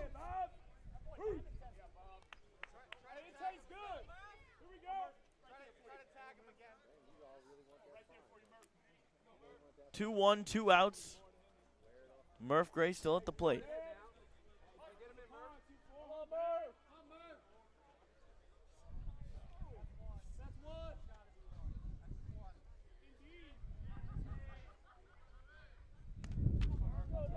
Cade Brown looks in, gets the sign. Looks at Bozer at second, and then fires in for a strike, 2-2. The sun has completely set here at Spillane Field.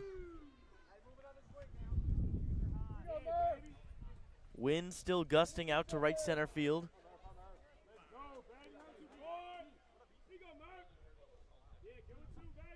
Cade Brown's 2-2 is off the end of the bat, a capper to first base. Zach York fields it, steps on first, and Hyannis will pick up the bats down by 3. But before we go and give them a chance, we're going to give Josie Broyles a chance to tell us what's going on. Thanks, guys. Yeah, it's no secret that the Gatemen puts up good competition against the Hawks.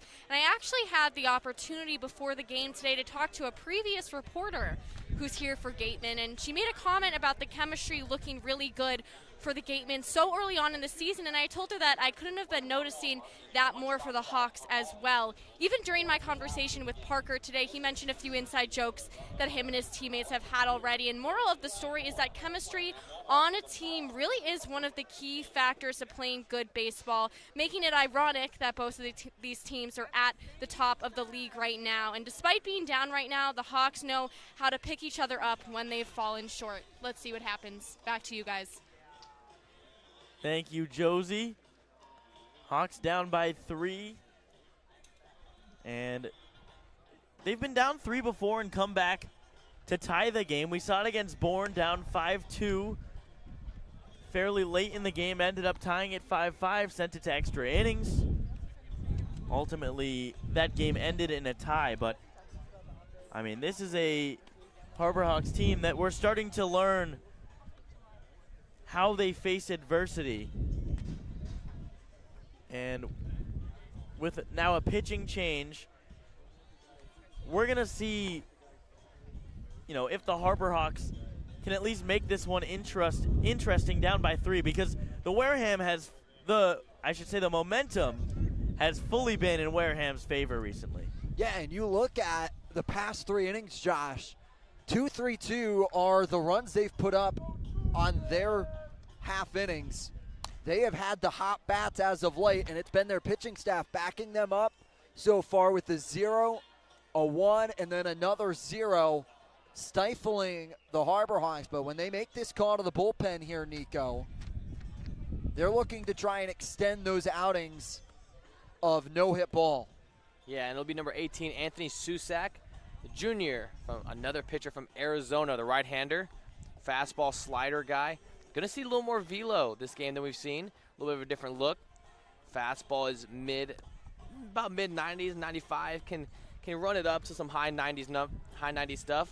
Going to back that fastball up with the slider. It's going to be most likely a fastball slider look for the majority of his outing. His slider has about a 10-mile-per-hour difference, comes in and around mid to high 80s as well, so it's going to be a hard-breaking slider. So look for him to really utilize that 2-pitch arsenal in this matchup. And Susak, so far this summer, 3 innings pitched, a 6 ERA, but last season in the California Collegiate League, I should say last summer, 9.2 innings pitched, 0 earned runs, and 16 strikeouts. So absolutely dominant over there.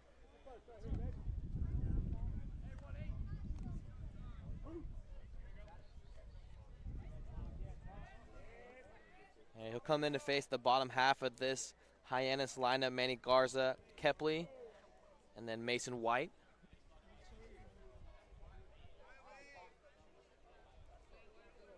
Garza with a chance to get something going here in the 8th. Yeah, Garza still coming in left-hander with the right-handed pitching coming in.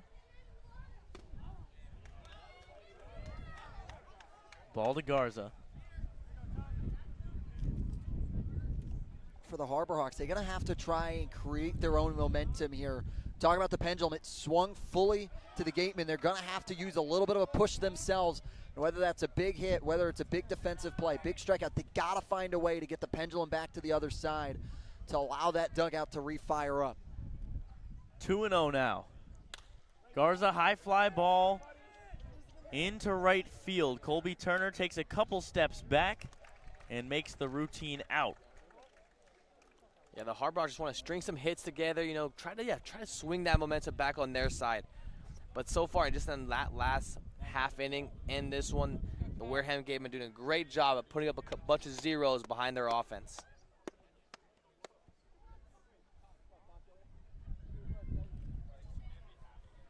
So 1 out for the 9-hole hitter, Kane Kepley, looking to get out of a little bit of a funk. And he does so with a line drive to right field, and it gets by Turner and goes to the wall. Kane Kepley puts on the burners. He rounds second. He almost trips going to third, and he dives in head first with a 1-out triple. And Kane Kepley can absolutely fly an on cue. You know, so far average hasn't shown it, but a lot of hard contact. You saw it right there. Hard contact to his pull side. And then once that ball got by him, it was just how many bases what he's going to steal from there. because Kane Kebley can absolutely fly, and we saw the wheels right there. And he was flying so fast, the legs got kicked out from under him there a little bit as he made that turn. Kept on his feet, though. Left a little bit of a hole in by where the shortstop is and able to extend out safely into third. That's that huge momentum that you start to feel here, Nico, can swing back the other way. Ball one to Mason White, and part of that slippage may be the gravel infield dirt. Pitch to White is in there for a strike, 1-1. Yeah, Sorry, Nico. Harbor Hawks dugout wasn't happy. Yeah, that pitch did look a little low, but Gerald doing a great job of just working down to up and stealing that one. Mason White, big cut and a miss, 1-2. Now White, certainly a strikeout threat, over 80 strikeouts in his collegiate season, but now in a spot where surely he wants to make this a one-run game. Ball in the dirt. Yeah, infield is playing back, so more than likely a ground ball would score the run. So look for Mason White here to try to shorten up, try to find a way to put that ball into contact, try to get a run across for the Harbor Hawks.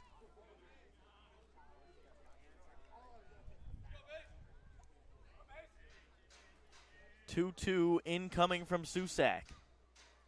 Big leg kick from White. Takes outside. Now White, kind of guy, Nico, where he's going to go big all the time. He's not going to get cheated on any swings. You can have guys in the lineup like that, especially when you have a team that takes such a good approach as White goes down looking on the full count pitch. Yeah, snuck in that high velo fastball right in there. Fastball coming at 94 miles per hour. Almost middle, but looked like that fastball snuck up on him. Maybe expecting a breaking ball there, but snuck in that fastball at 94 right in middle. Susak gets the sign, working from the windup with the runner on third base. Nick Groves takes a big swing and misses at the first pitch. And Nick Groves trying to fend off the golden sombrero, has 3 strikeouts here today, all 3 of them looking, but had a walk to come around to score in the first. You know the bat he possesses. It's just when he can turn it on, and if he can turn it on here in a big spot. Wonder if that switch to the 2-hole maybe changed something about his approach a little bit. 1-1. Check swing, fouled off.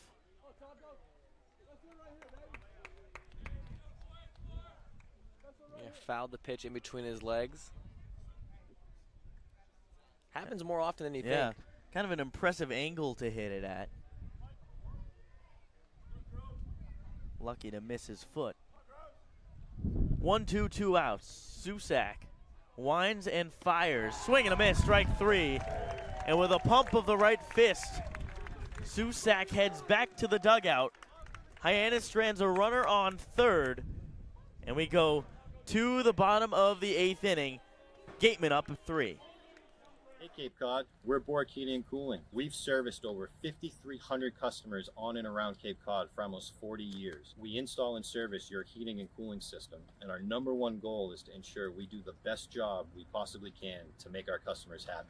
You have the triple cheerleading squad for Bork sitting here. They repaired our heating system, took care of our air conditioning system, and they set something up with the remote system that they installed for us as well. Yay, yay, yay for Bork. We love them. Give us a call when you're in need of HVAC services. Hope you enjoy the game. This will be your college. This will be your home. This is where you will join a community that supports you, cares about you, pushes you, cheers you on, challenges you, inspires you, helps you reach your dreams. Open your eyes to opportunity and your mind to possibility. Your future begins here. Make a difference. Leave your mark. Break the mold. Be a leader. Achieve unimagined heights. Believe in yourself. Make lifelong friends. This is your time. Your place. Your home. your Dean. It all starts here at Dean College.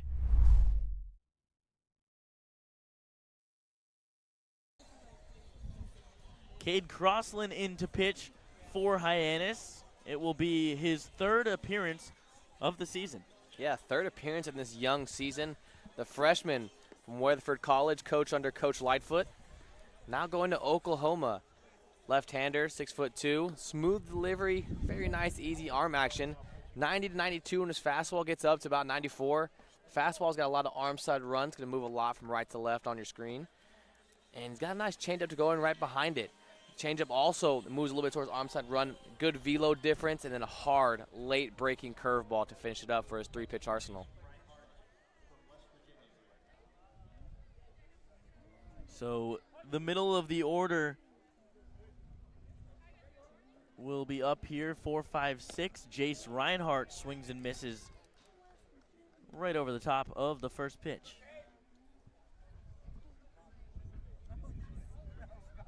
Yeah, Crossland got a lot of innings for the Coyotes over there at Weatherford College, 68 and a third innings pitched. 0-1 in the dirt, 1-1. 100 strikeouts this season. So a guy who misses a lot of barrel, misses a lot of bat. You know, got a good arsenal, uses the 3 pitches well, mixes it up, gets a lot of strikeouts. 1-1 fouled straight back towards the parking lot behind home plate. And for Cade Crossland, just got to give your offense a shot here. Don't allow any more runs to plate so the Harbor Hawks can go into the dugout down 3 and give themselves an opportunity to try and create something themselves. Yeah, and the quicker you do it, if you can go and have a 1-2-3 inning and really limit the damage, try to swing some momentum back on your side. Quick inning, get your bats back in there. You know, get the mojo back up for the Harbor Hawks.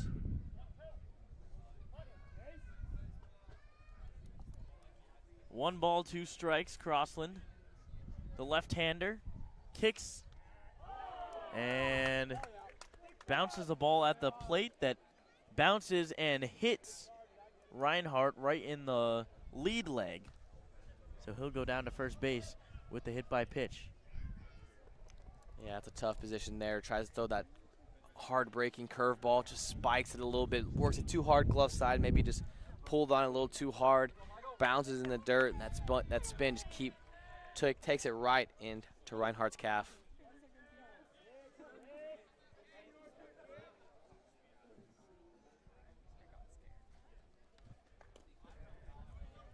First pitch is low and inside. Michael Lippy is pinch hitting for Nate Yearly.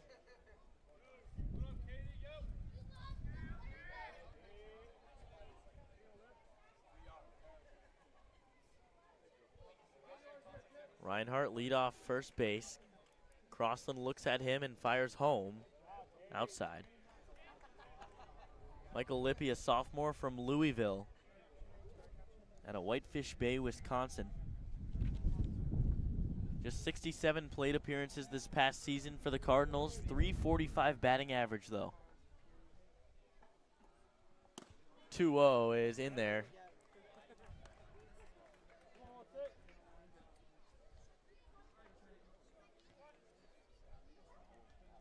(2-1) with nobody out, runner on first base.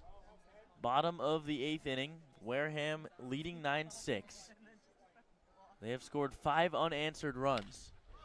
High chopper to Clark. Clark underhand flip to Snow. Snow on to first. Not in time. As Michael Lippy beats out the potential double play, and there's 1 out. Yeah, it's just a slow chopper right there. Clark and Snow doing all they can to make the double play happen, but that's just a slow chopper. One of those that's hit straight off the ground right in front of him, bounces up. Clark has no choice but to wait under it, makes a quick flip, just not enough time to get the out. Yeah, it was a smooth transition from Snow from glove into hand to try and make the throw over in time. It's just speed on top of it going down the line, so you can't really do too much for that, but you get the sure out there nonetheless. First pitch was a ball to Jacob Jarrell. Second pitch a strike, looking. A lot of offense this game. Pretty slow-moving game. First pitch around 6 o'clock, now around 8:50. This has been a full game. You talk about all the offense that's been shown and the lengthy half innings there's been. 1-1 in the dirt. Yeah, even a lot of those zeros up there, they was threatening a lot of guys left on base, you know, still threatening, and pitchers working on a tough situation. So not a lot of quick 1, 2, 3 innings. This offense so far for both teams been really on par. 2-1 is off the cap of the bat. And chopped right toward the Hyannis dugout. It's 2-2.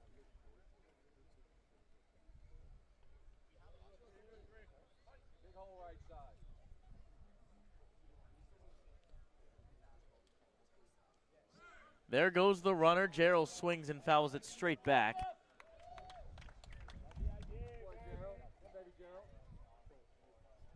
Lippy will retreat back to first base. Yeah, Garza out of the squat, had a good pop there. It was just a foul ball that skirted over his mask as he came up ready to throw. Crossland, the 2-2, swing and a miss. Breaking ball down low. Fools Gerald, and there's 2 away. Yeah, just a great pitch there by Crossland. Keeps that pitch low in the zone, but that hard breaking ball and that curveball just stays in the zone long enough. Looks like to be that fastball that's in that lower third. Breaks off last minute, just falls off the table.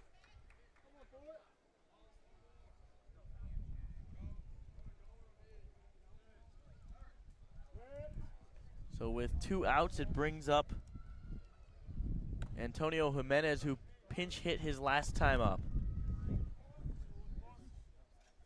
Reached base on an E6.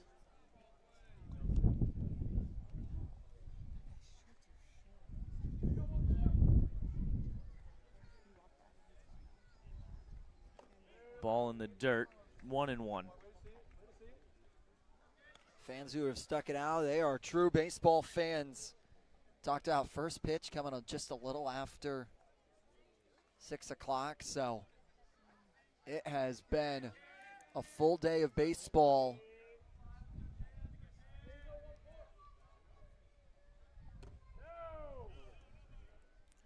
Yeah, start of the day, sun peeking in. You know, it's a little overcast, but the sun was out. Now we're in the heart of the night. Pitch black out here. Lights in full effect here at Spillane Field.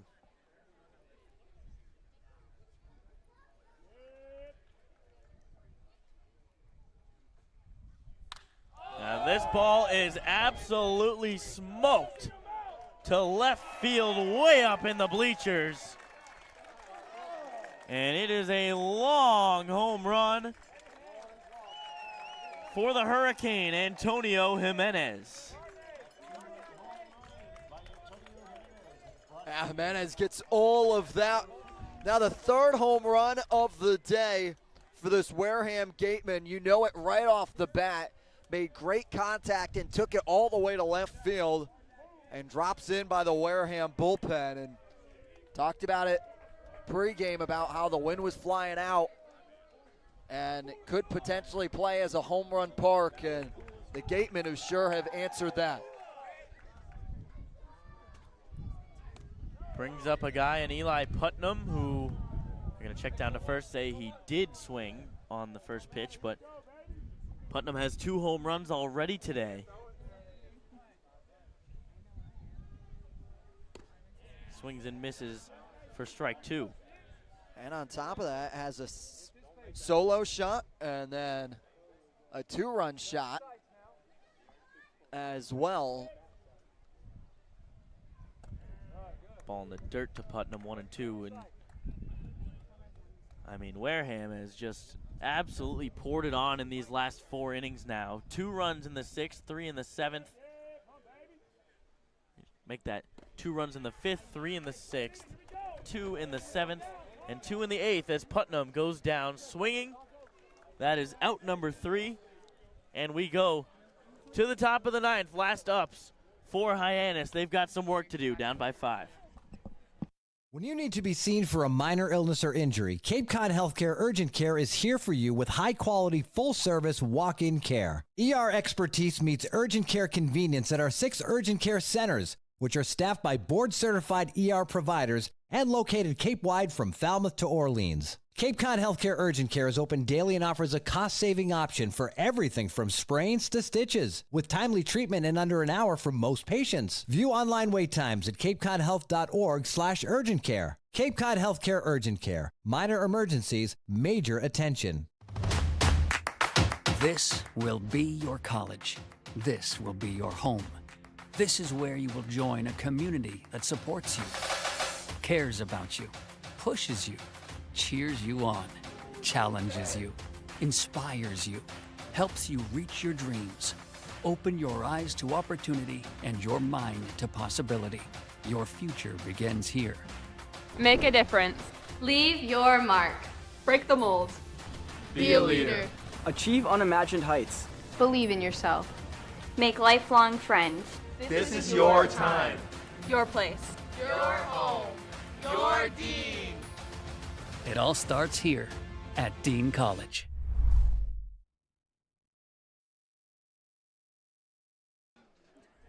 John Gazdar to lead off the 9th inning for the Harbor Hawks. Be the 3, 4, 5 hitters for Hyannis. Going against Anthony Susak, still in there.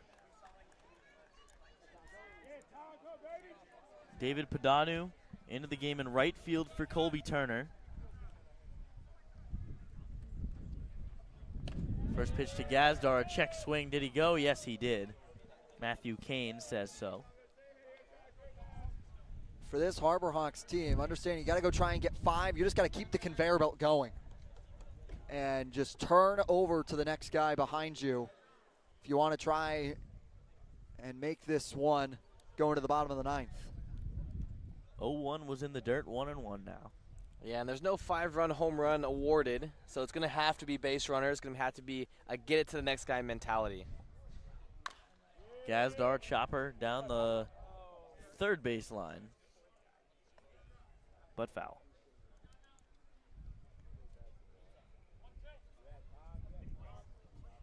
The 1-2 to John.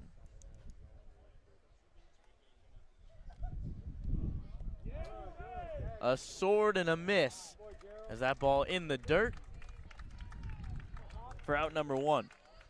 Yeah, hard breaking ball by Susak, and you know that's what happens right there. When you have that high velo stuff and you have that hard breaking ball, it makes hitters look like that where the ball can be spiked a foot in front of the plate. It still makes the hitter swing having that high velo kind of stuff. So with 1 out, it brings up Wallace Clark. Looks at the first pitch low, 1-0. Wareham has not beaten Hyannis since July 7th of 2022. Ball outside. Looking to claim their first victory of the season series here tonight. Just 2 outs away.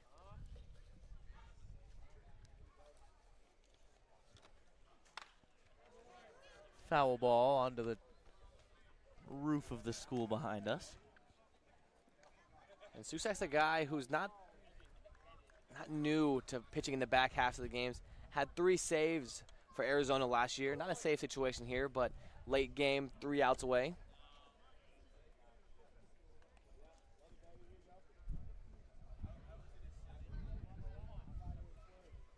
Ball low and away to Wallace Clark. 2-1 now. Make that 3-1 as that pitch is low. And Wallace Clark works the walk. So runner on first with 1 out for Anthony Silva. That's what you need to have happen here if you're the Harbor Hawks. Get on base. It doesn't matter how. You just got to find yourself there so that you can create something for yourself, whether it's a stolen base, whether it's Silva behind you trying to hit you somewhere. Got to get on base so that you can create action. Oftentimes it can be helpful if you have, coming, even if you do lose a game, have a big 9th inning, carry that momentum into the next game as Silva looks at ball 1. Yeah, Silva 0 for 3 on the day, but putting some really good at-bats, hitting the ball hard. Having some great defensive plays to his at-bats. Silva looks at that pitch for a strike, 1-1. Yeah, to throw 94 right on the hands the first pitch and then break a slider right behind that fastball. I mean, it's unfair. It froze Silva right there. 1-1, check swing, but it doesn't matter, called a strike. Yeah, he broke it off again, and again, throw 94 on the hands, and you to go back-to-back sliders right there. Silva just caught off his front foot. It's a great pitch arsenal by Susak so far. And Susak's come in and done the job he's been asked to do by this Gatemen team of trying to shut the door on the Harbor Hawks. 1-2, 1 out, Wallace Clark on first base.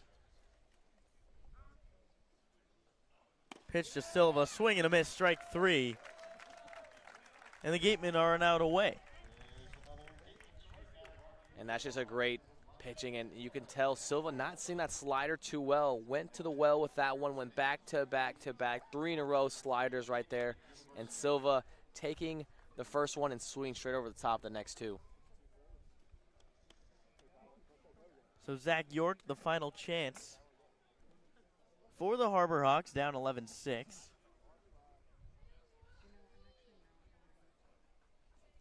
First pitch to him up at 94 miles an hour.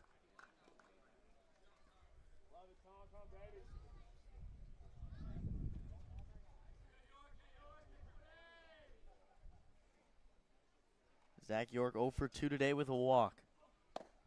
Ball low.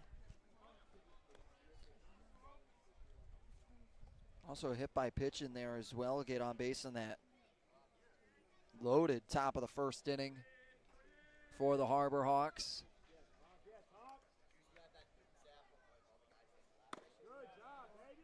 Strike right down the middle, 94. And the Hawks were up 5-1 at the end of the top of the 3rd inning. And really ever since then, Wareham has dominated this game. Pitch to York is a strike. And you look at Wareham, they had 17 hits today. Like, that is some offense they were able to contribute. And you also look, Hyannis had 4 errors. That certainly does not help their cause. Ball is low and in. Yeah, and their offensive came in the boatload. A bunch of crooked numbers. That's 4 crooked numbers to end this game, starting from the 5th inning all the way to the 8th. 3-2, 2 outs. Wallace Clark will move. Pitch to York is in the dirt, and it gets away from Gerald, but it bounces high in the air and right back to home plate. So now runners on first and second for Eric Snow with 2 outs. Eric Snow been swinging the bat well so far. Had that sac fly in the first, RBI single, back-to-back singles in the middle of this game, and then that hard ground ball up the middle. That was an out caught by the pitcher. There's been a couple PFPs in this bottom third of the Hyannis Harbor Hawks lineup. Eric Snow, you talked about it, 2 singles. And Eric Alexis, the pitching coach, out to have a conversation here with his hurler. And it's another conversation to be had with Eric Snow being on the team last summer as well. Maybe it's a matchup thing, how they want to attack Snow to try and put this game away here in the later stages, understanding now 1 out. And they're getting their post-game meal and walking out of here. Yeah, no doubt. And that's what the conversation could be about. Eric Snow swinging the bat very well. But, you know, when you spend a whole summer together, you find out, you know, about every little hitter. You find out where the holes in their bat might be, where they might struggle more different than other guys. You know, so far, Eric Snow been able to swing and have good contact everywhere in the zone. But, you know, when you coach for a team for so long, you find out what a player may prefer versus another pitch.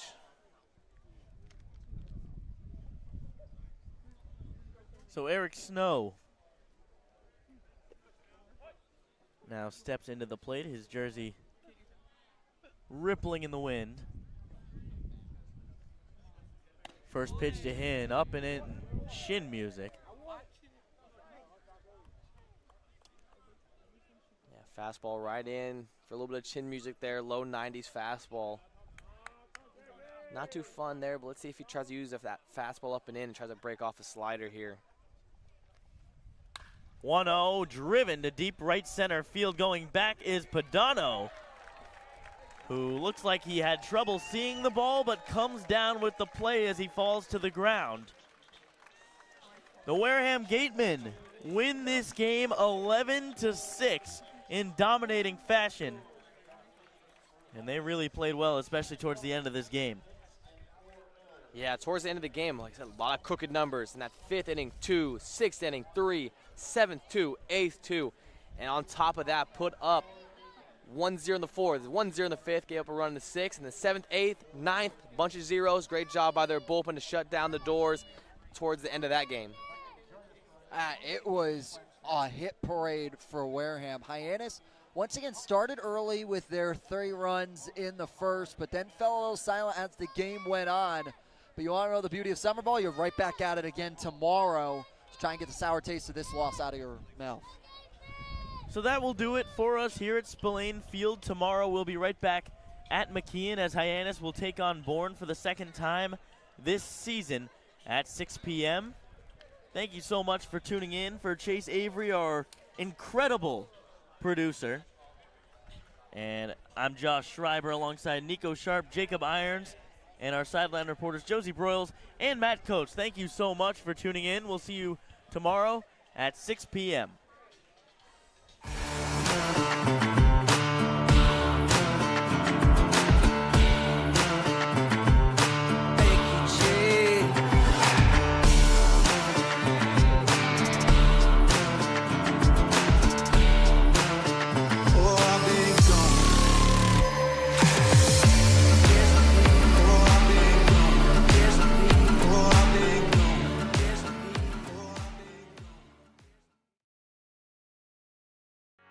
Here at the Mass State Lottery, we're known for our monster wins. But there's no bigger win than the $1 billion we provide each year to support all 351 cities and towns in Massachusetts. In our game, we know that supporting local businesses and helping communities is how we all win. Because at the lottery, we're all playing for the home team. The Mass State Lottery. Welcome to the state of winning.